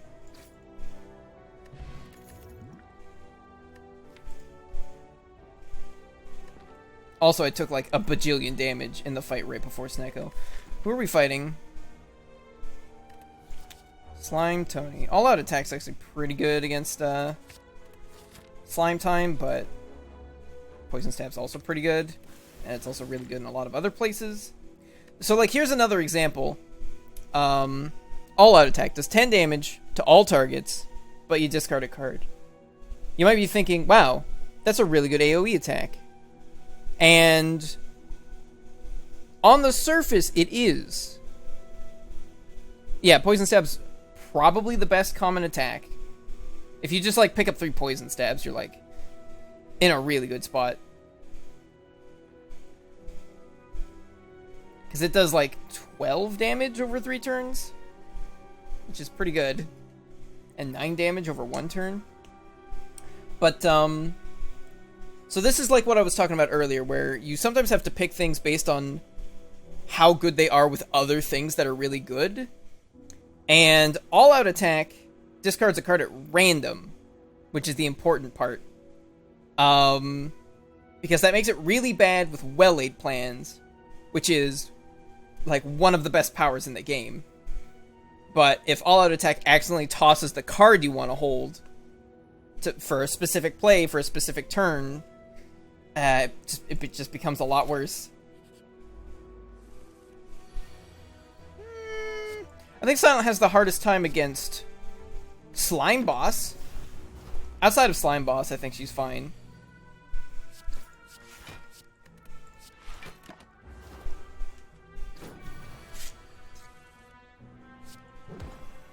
Just have to know what you're doing. 2 turns in a row where I had 1 energy left. That could have been spent on damage. Are you sure about that?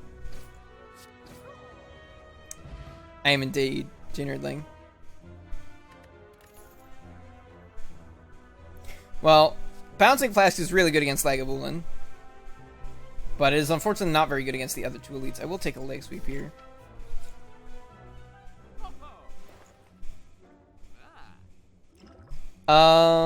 Yeah. Yes, good shot. Calculator time. Nope, my taskbar decided to freeze up on me. There we go. 171 plus 173, 344. That would leave me with just enough gold to buy footwork, but then I could not card remove. There's also a ghost in a jar.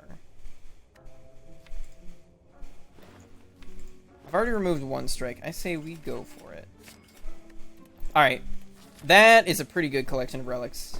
That was definitely worth 15 HP. Orichalcum is really good against all three of the elite fights in Act 1.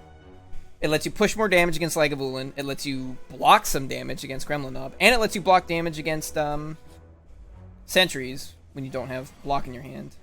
Oh, baby, 9-card starting hand. I almost didn't have 3 energy worth of attacks. Then I got to draw 2 additional cards.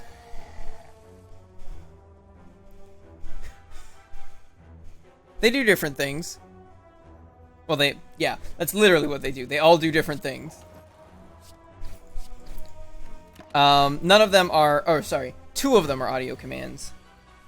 That would be Eridan and Equius. Yeah, Kanaya is not working. She works in an unintended manner. I'll say that. I did not intend for her to work the way that she does, but I'm not complaining. 9, yeah, I have 15 damage guaranteed, so I'll play this.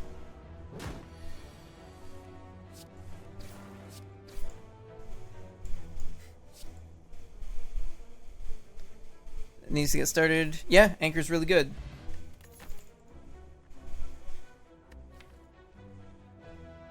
I should probably put another attack in the deck. I do have a while before the next elite, and backflip is really good once you've got some dexterity and or some energy. We have both of those things.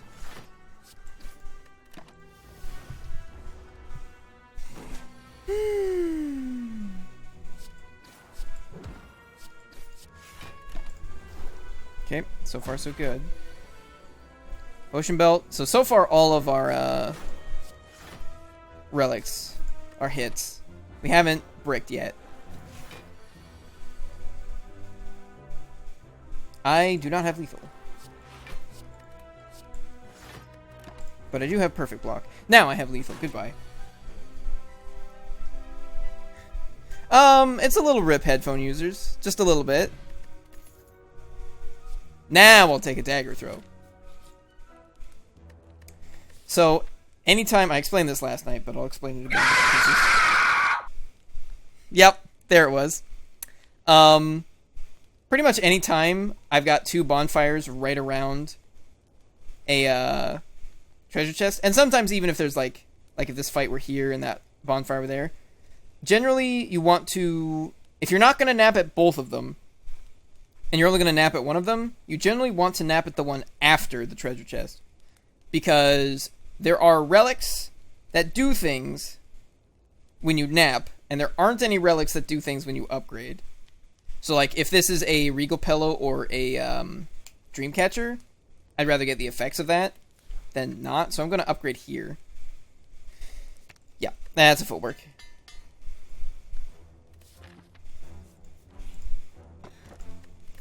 Ooh!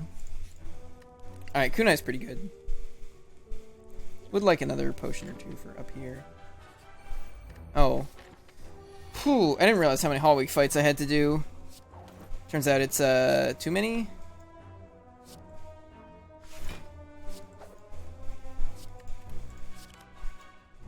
Ah. That is all of my energy, yes. Okay, so we need to start... Like, you can absolutely scale with just Kunai with Silent if you get the proper cards. So now we need to get the proper cards. Cloak and Daggers, Backflips, Infinite Blades, that sort of thing.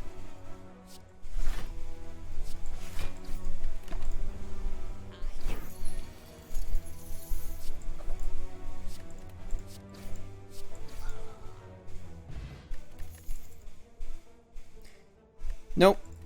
If this were Hexaghost, I might take a Terror there. Oh, this is bad. Yeah, this is a bad one. This fight. I need to kill this idiot before he has a chance to make me vulnerable and I start taking extra damage from both of them.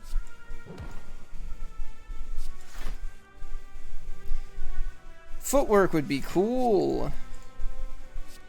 No? Okay. It's the other thing about Poison Stab. If you're weakened, it doesn't matter to the poison. Yeah, this is the part I was afraid of.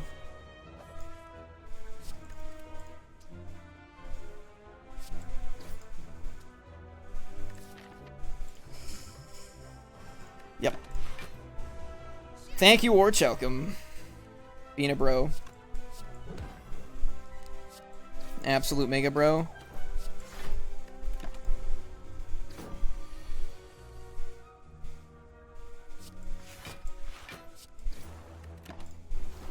Okay, we should be fine from here, although we have to fight that elite now with no potions and 27 health.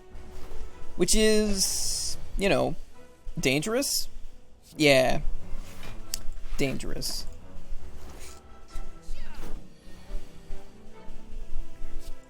On the plus side, if I do nothing, this man dies in 2 turns. Nah, we'll just kill him now. That's a good one.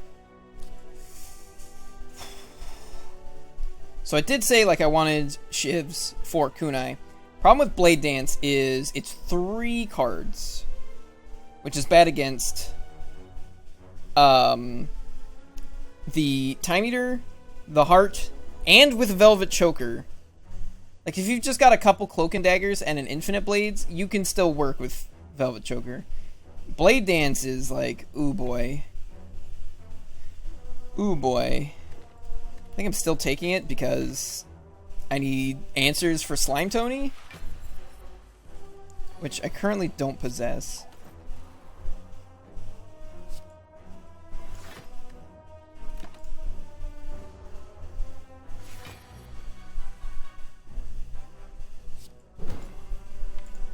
Yeah, I'm waiting for Blade Dance so that I can get the Kunai proc on the same turn. It's not the best damage, but puts me up to 4 dexterity.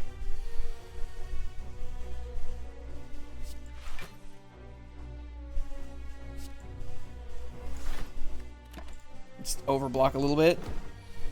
I have no scaling offense, though.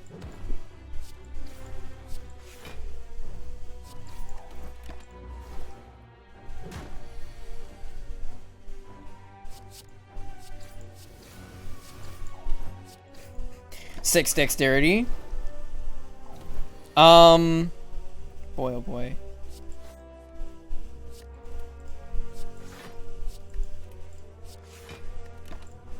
If I don't go quick, this could become very difficult.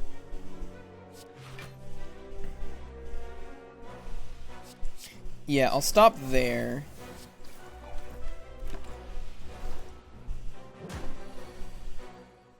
I'm like keeping perfect pace with him dexterity wise. That's not actually useful since I'm still taking damage. And also the damage I'm dealing is going down. I might die to Lagavulin here because their damage is so low.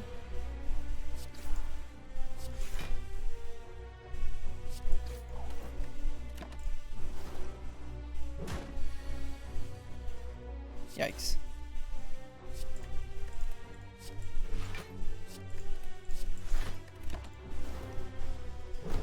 Okay.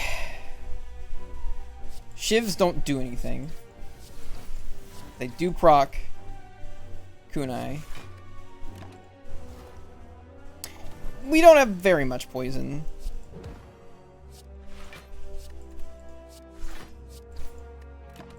Like, I'm actually gonna have to play Poison Stab twice to kill him. Oh wait, no I won't. No, it would only take 1. Duh. We barely scrape by. Barely. Damn right I'm not ending this fight without more dexterity. I took 25. Oh. So I need to set this on 3.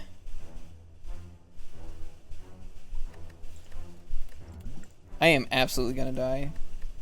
Slice or Blade Dance? Another Blade Dance?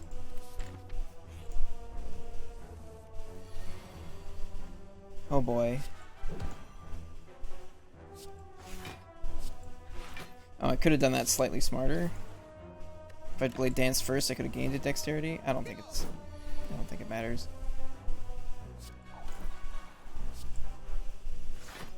Yeah, no, I need to full block this because I have 2 health.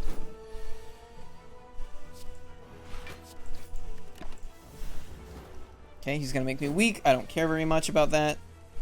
Need to make sure Incense Burner goes off on the right turn. I don't have any automatic damage or anything that I need to worry about. I can kind of kill him at my leisure. Especially since my dexterity keeps going up. So I need to kill him in 4 turns.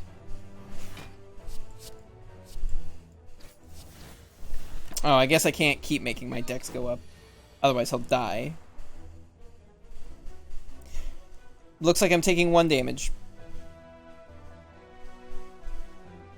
Yep. Looks like I'm taking 1 damage. I have more talcum. I'm not taking anything. I'm taking you to the grave. Alright, let's make super sure I can kill him. Knock him down all the way to 1. Not this turn. This turn. Okay, yeah, I'll be out. Yeah. So we've got this lined up for Slime Tony's big slam attack. I think I just want another backflip. I'm gonna have to nap though. It's just like, there's no way. I might have to use both of these potions.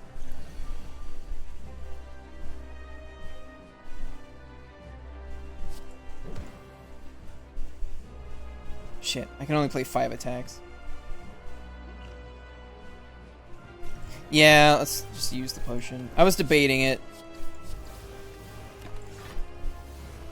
Thanks, Juniorling. Oh boy.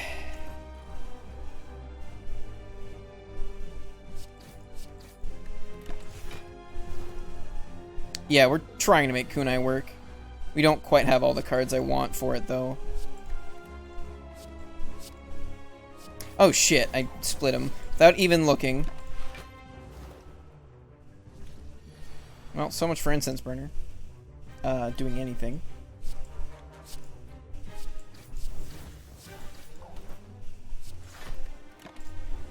On the plus side, we do have 6 dexterity, so that helps a lot.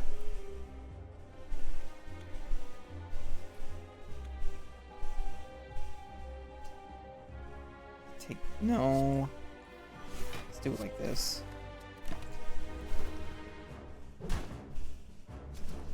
Yeah, no, Kunai... I have to get the cards that actually work with Kunai before Kunai does anything really well. And the 2 Blade Dances were mostly an emergency pick for specifically this fight. Otherwise, I actually don't really want them. I'd rather have Cloak and Daggers and Infinite Blades.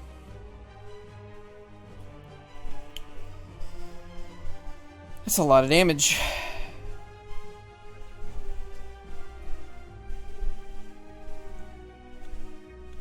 I die. Which means I have to go. That's a lot of damage! Not necessarily.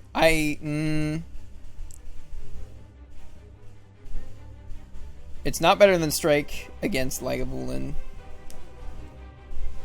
Well, it is at the start of the fight, and then if he hits you twice, it's not. It's not really better than Strike against Gremlin Knob. It's probably not better than Strike against Chosen. It's probably not better than Strike against Time Eater. It's almost certainly not better than Strike against the Heart. And well, these are Ascension 20 Heart runs, which means we have a 66% chance of fighting Time Eater and a 100% chance of fighting the Heart if our deck makes it there. Which makes these not great. Because they're not great against fights that we're either almost certainly or definitely going to have to fight. Anyway, I have to Ghost here.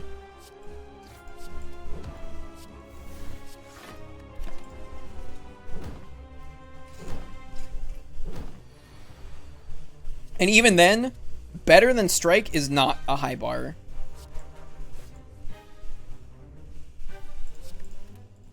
I would not be particularly concerned about whether or not a card is better than Strike. It's more about, does this card solve a problem that I need to solve? And, as an addendum to that, does this card also cause additional problems? It's like, Blade Dance can solve a problem. It helps solve a kunai problem. But it also causes problems. Infinite Blades is like a little bit... It's not as bad against Time Eater in the Heart, but it is slightly worse against Awaken one. But it's also probably better in like every other fight than Blade Dance. The only exception is if you're doing like 1,000 cuts after image stuff. And you need to be doing a lot of 1,000 cuts after image stuff, I'd argue.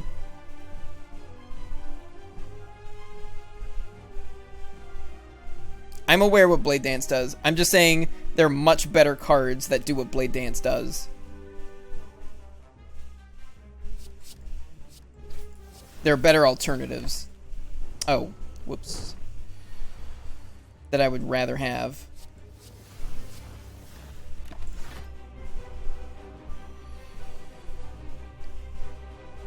It gives one more block than a defend, and it also gives you a shiv. It's like, that's probably the single best common you could have with kunai. It triggers kunai, and it benefits from kunai. Like, it's so good with kunai. You're like, oh, it helps me. It helps me proc kunai. You don't get very much damage out of it, but you don't care. You want the shiv to proc kunai. You don't want the shiv for damage. These are not in here to deal damage. These are in here to scale my defense.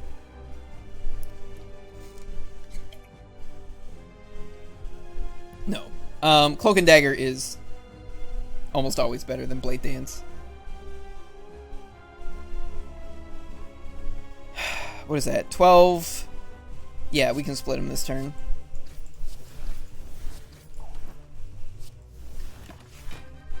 Like I said, those were only in this deck because I knew that I needed more scaling to beat Slime Boss.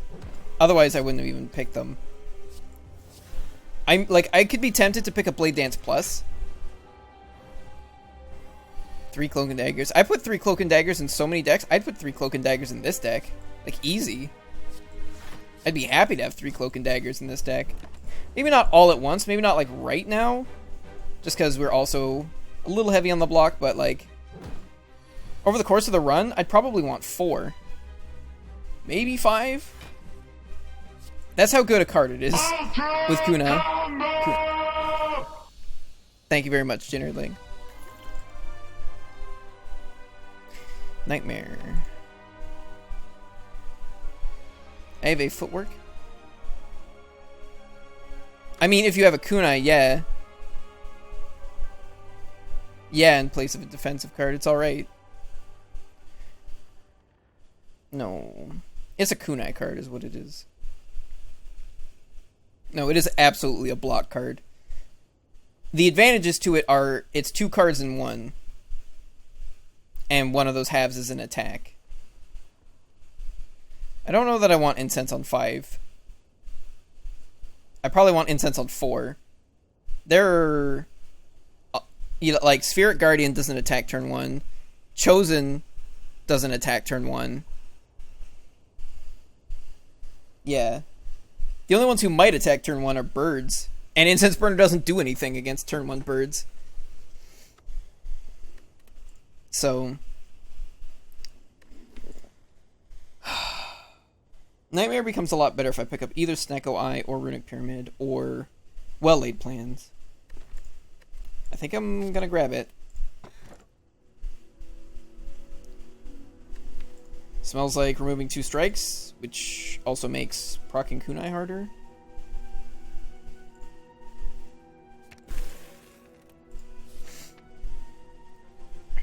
Okay, so I have to time Incense Burner right against him. Kunai can just, like, single-handedly beat the champ. Oh, yeah. Not Spire Growth. What's it called? Writhing Mass. Incense Burner.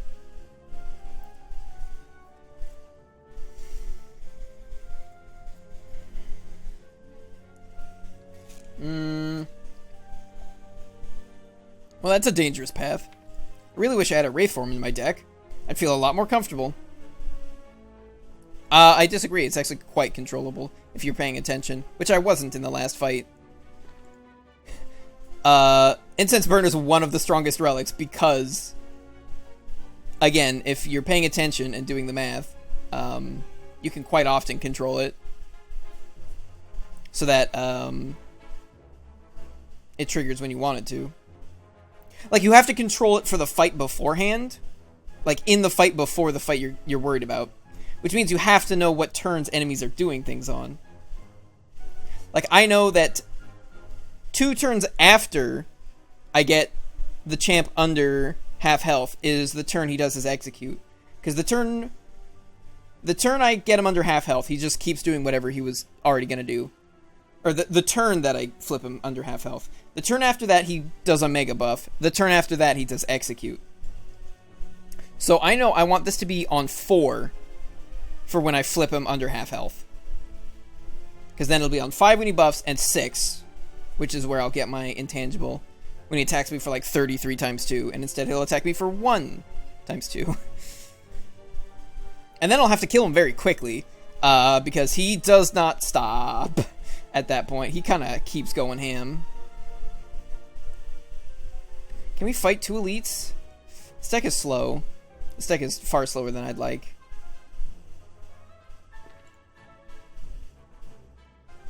I've got some money and I've got an incense burner. What do I want this on? Probably either 3 or 4. I think 3 is probably the best.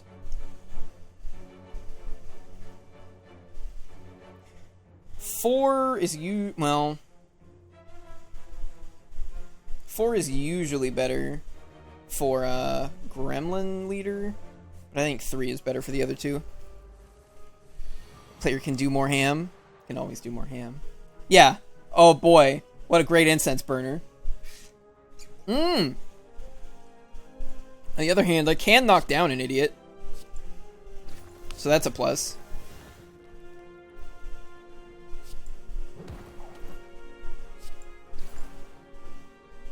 I'm already full blocking this, so I'm just gonna like keep hitting this guy. Yeah. Let's get him all the way dead. So I'm doing one more fight after this. So I probably want this on 4, if I can help it. No time for nightmare. Yeah, I'm still stuck on 3 energy, which is also like pretty bad. You guys sure are hitting me. More and more and more.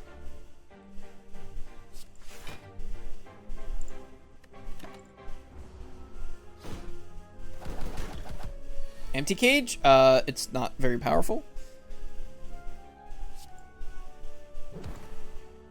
Like, to put it simply, it's just not great.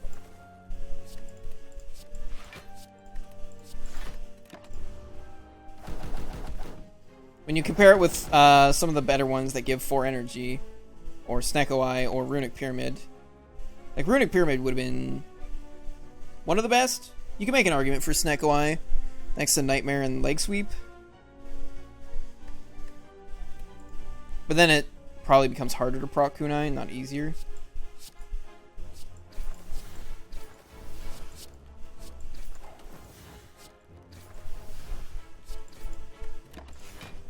Cool.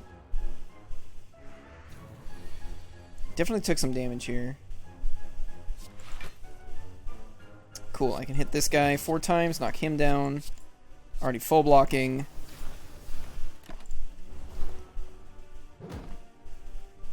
It's good in most situations.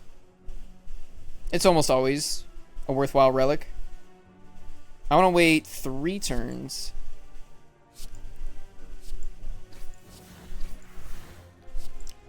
And hit this guy just to get the Kunai proc. Nothing's good in all situations. Like, yeah. There's almost no card that you're like... It's like Echo Form. Echo Form's so good that you're willing to take like 22 damage to put Echo Form to play in a boss fight, because it just does so much. If I have like a very like a consistent like Nightmare Wraithform deck, then I probably skip Footworks.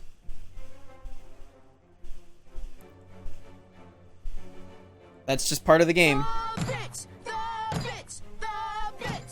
At Honex, we constantly strive to improve every aspect of bee existence. These bees are stress testing a new helmet technology. What do you think he makes? Not enough. Here we have our latest advancement, the Krellman. What does that do? Catches that little strand of honey that hangs after you pour it. Saves us millions. Can anyone work on the Krellman? Of course. Most bee jobs are small ones. But bees know that every small job, if it's done well, means a lot. Kappa 2. Thank you very much, Jay Nerdling. No, I was letting Jay Nerdling's B-movie script play out.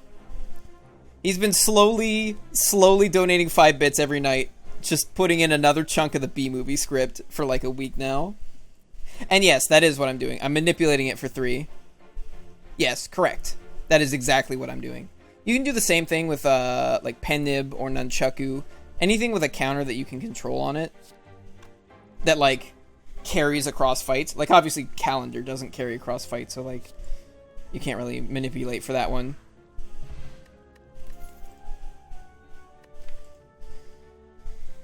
Deadly Poison is not something that works at all with Kunai, so I'm going to ignore it. Oh wait, shit.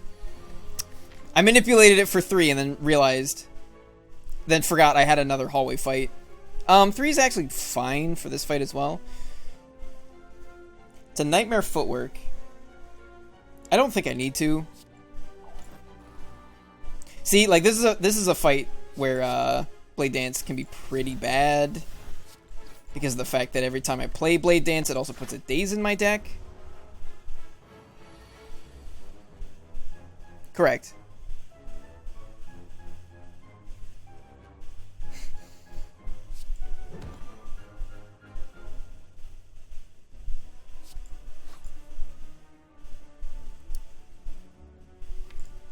Okay, yeah, I'll do the Kunai proc. I was thinking about leg sweeping him so that he'd be weak next turn.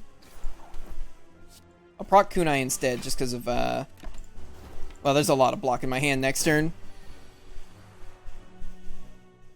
Oh. I'm intangible anyway? Cool, skip the turn. It would be what he wants. Fair enough. Boy, oh boy.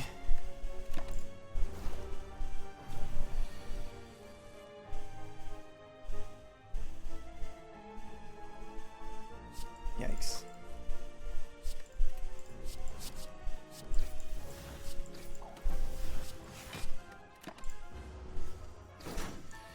And we captured his spirit in a rice cooker.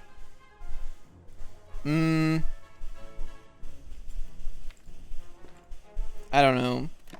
I don't think I care enough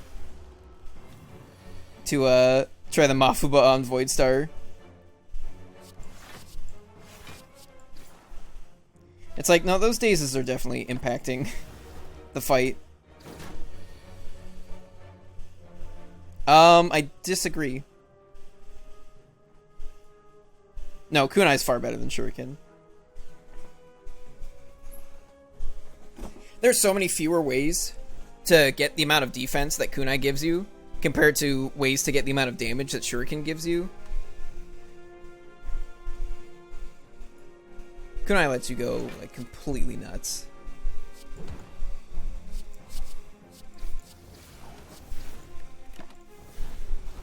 Like, we're at 7 dexterity right now. I almost don't even care what this man's doing anymore.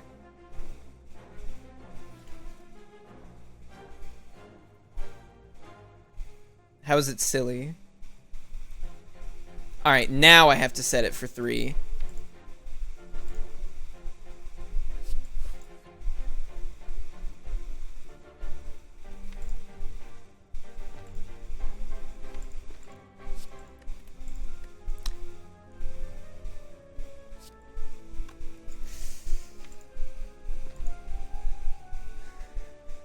Yeah, okay.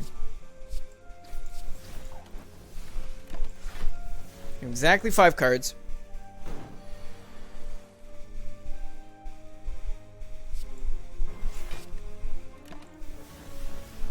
There's a Dex version. There's no card that ramps 3 decks each turn like Demon Form. Yes. I mean, there's Wraith Form, which kind of does that, but on steroids. But then it has a tremendous downside after, like, 3 turns. Oh, hey, it's turn 3. Look at that.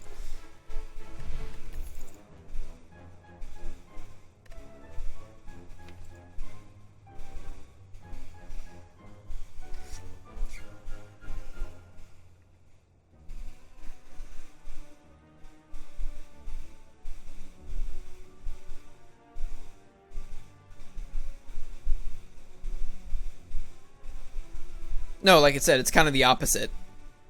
Yes. Correct, you nerdling. That's part of the reason why Orange Pellets is so good. Orange Pellets gets rid of the downside of Wraith Form, Bias Cog, Core Surge, Berserk, and just debuffs in general. It's really good. It's probably the strongest shop relic. It's very good.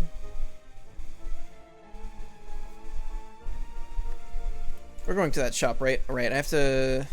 I don't think I can take a Quick Slash on 3 energy, even though it does help proc Kunai. I think I'll take a calculated gamble, though. It gives you an artifact at the beginning on the first turn. That's Clockwork Souvenir. The problem with that is a lot of fights will debuff you. Panacea is not great.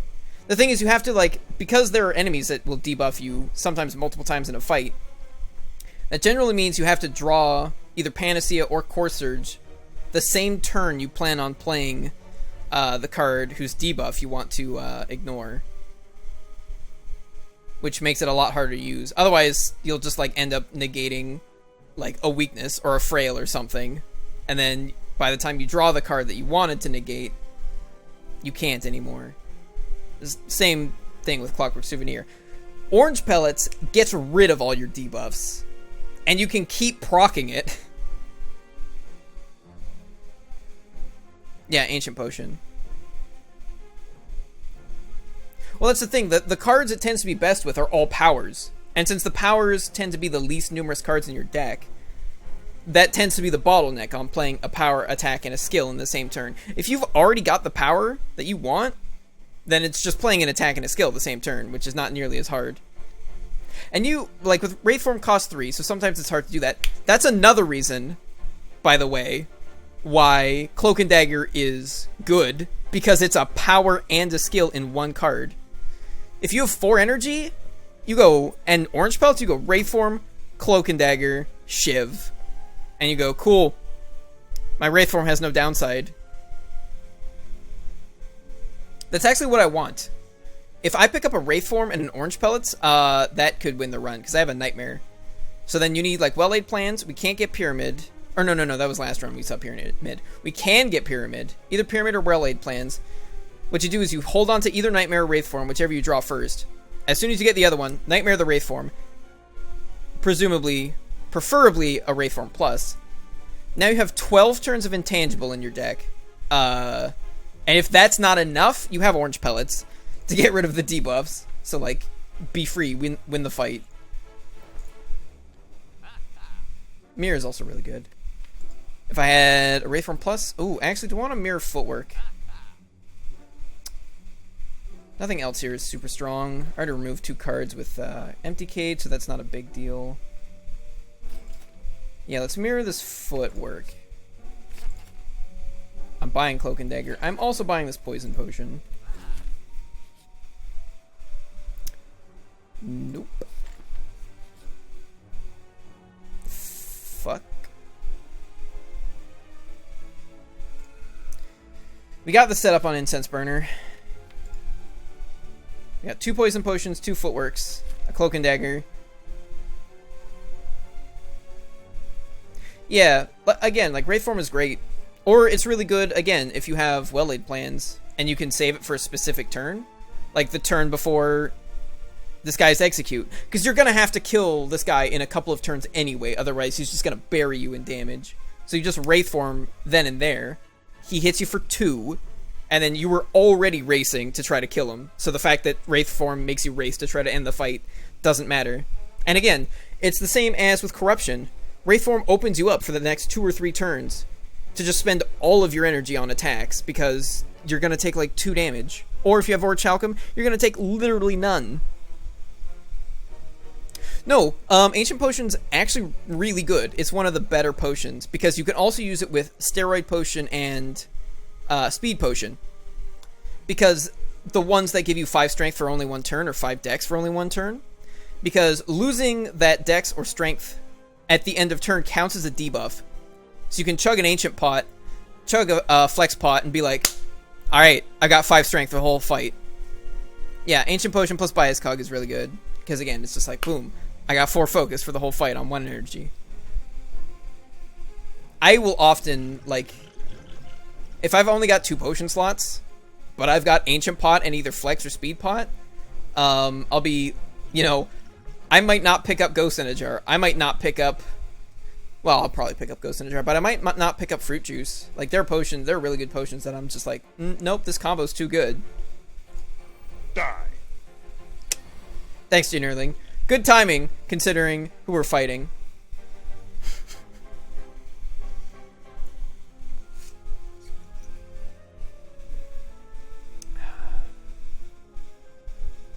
No.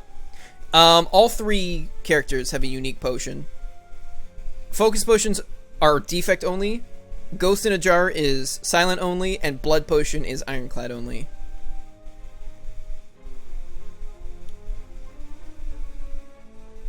I feel like maybe I should dig. Yeah.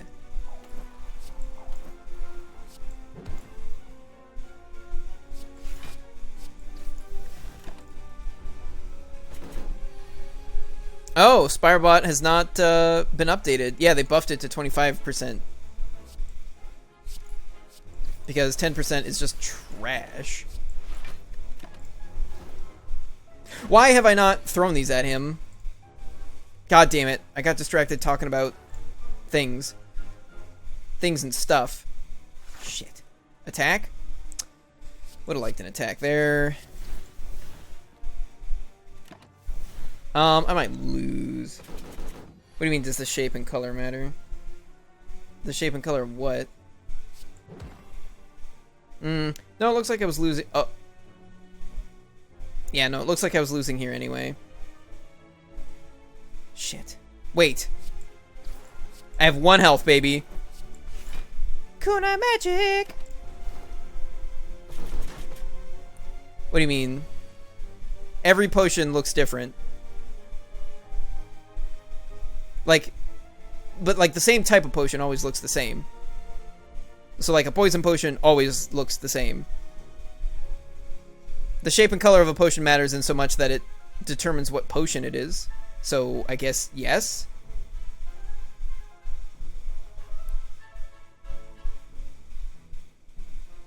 No, Spirebot will not tell you what color or shape the potions are, because you can like hover over them. There's no time where you see a potion and you can't just like hover your mouse over it and figure out what it is.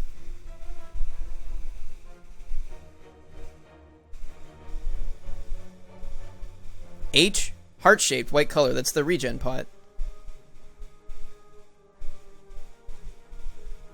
Oh, does it? Huh, I never noticed that.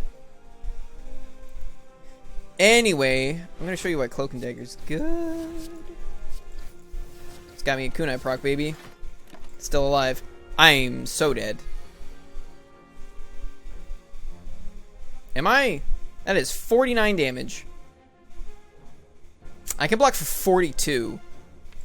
Like, no joke.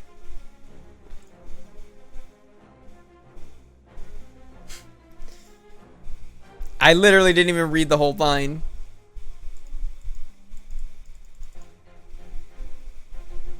Yeah, that's 42. Shame. Yeah, this was a pretty rough path. And Book of Stabbing was probably the one we were worst against. We don't have a single piercing whale. This Nightmare hasn't done anything. Is there anything I can dagger throw for? If I make him weak, he goes down to... How is it a victory for Eve? But thank you, Jane Erdling.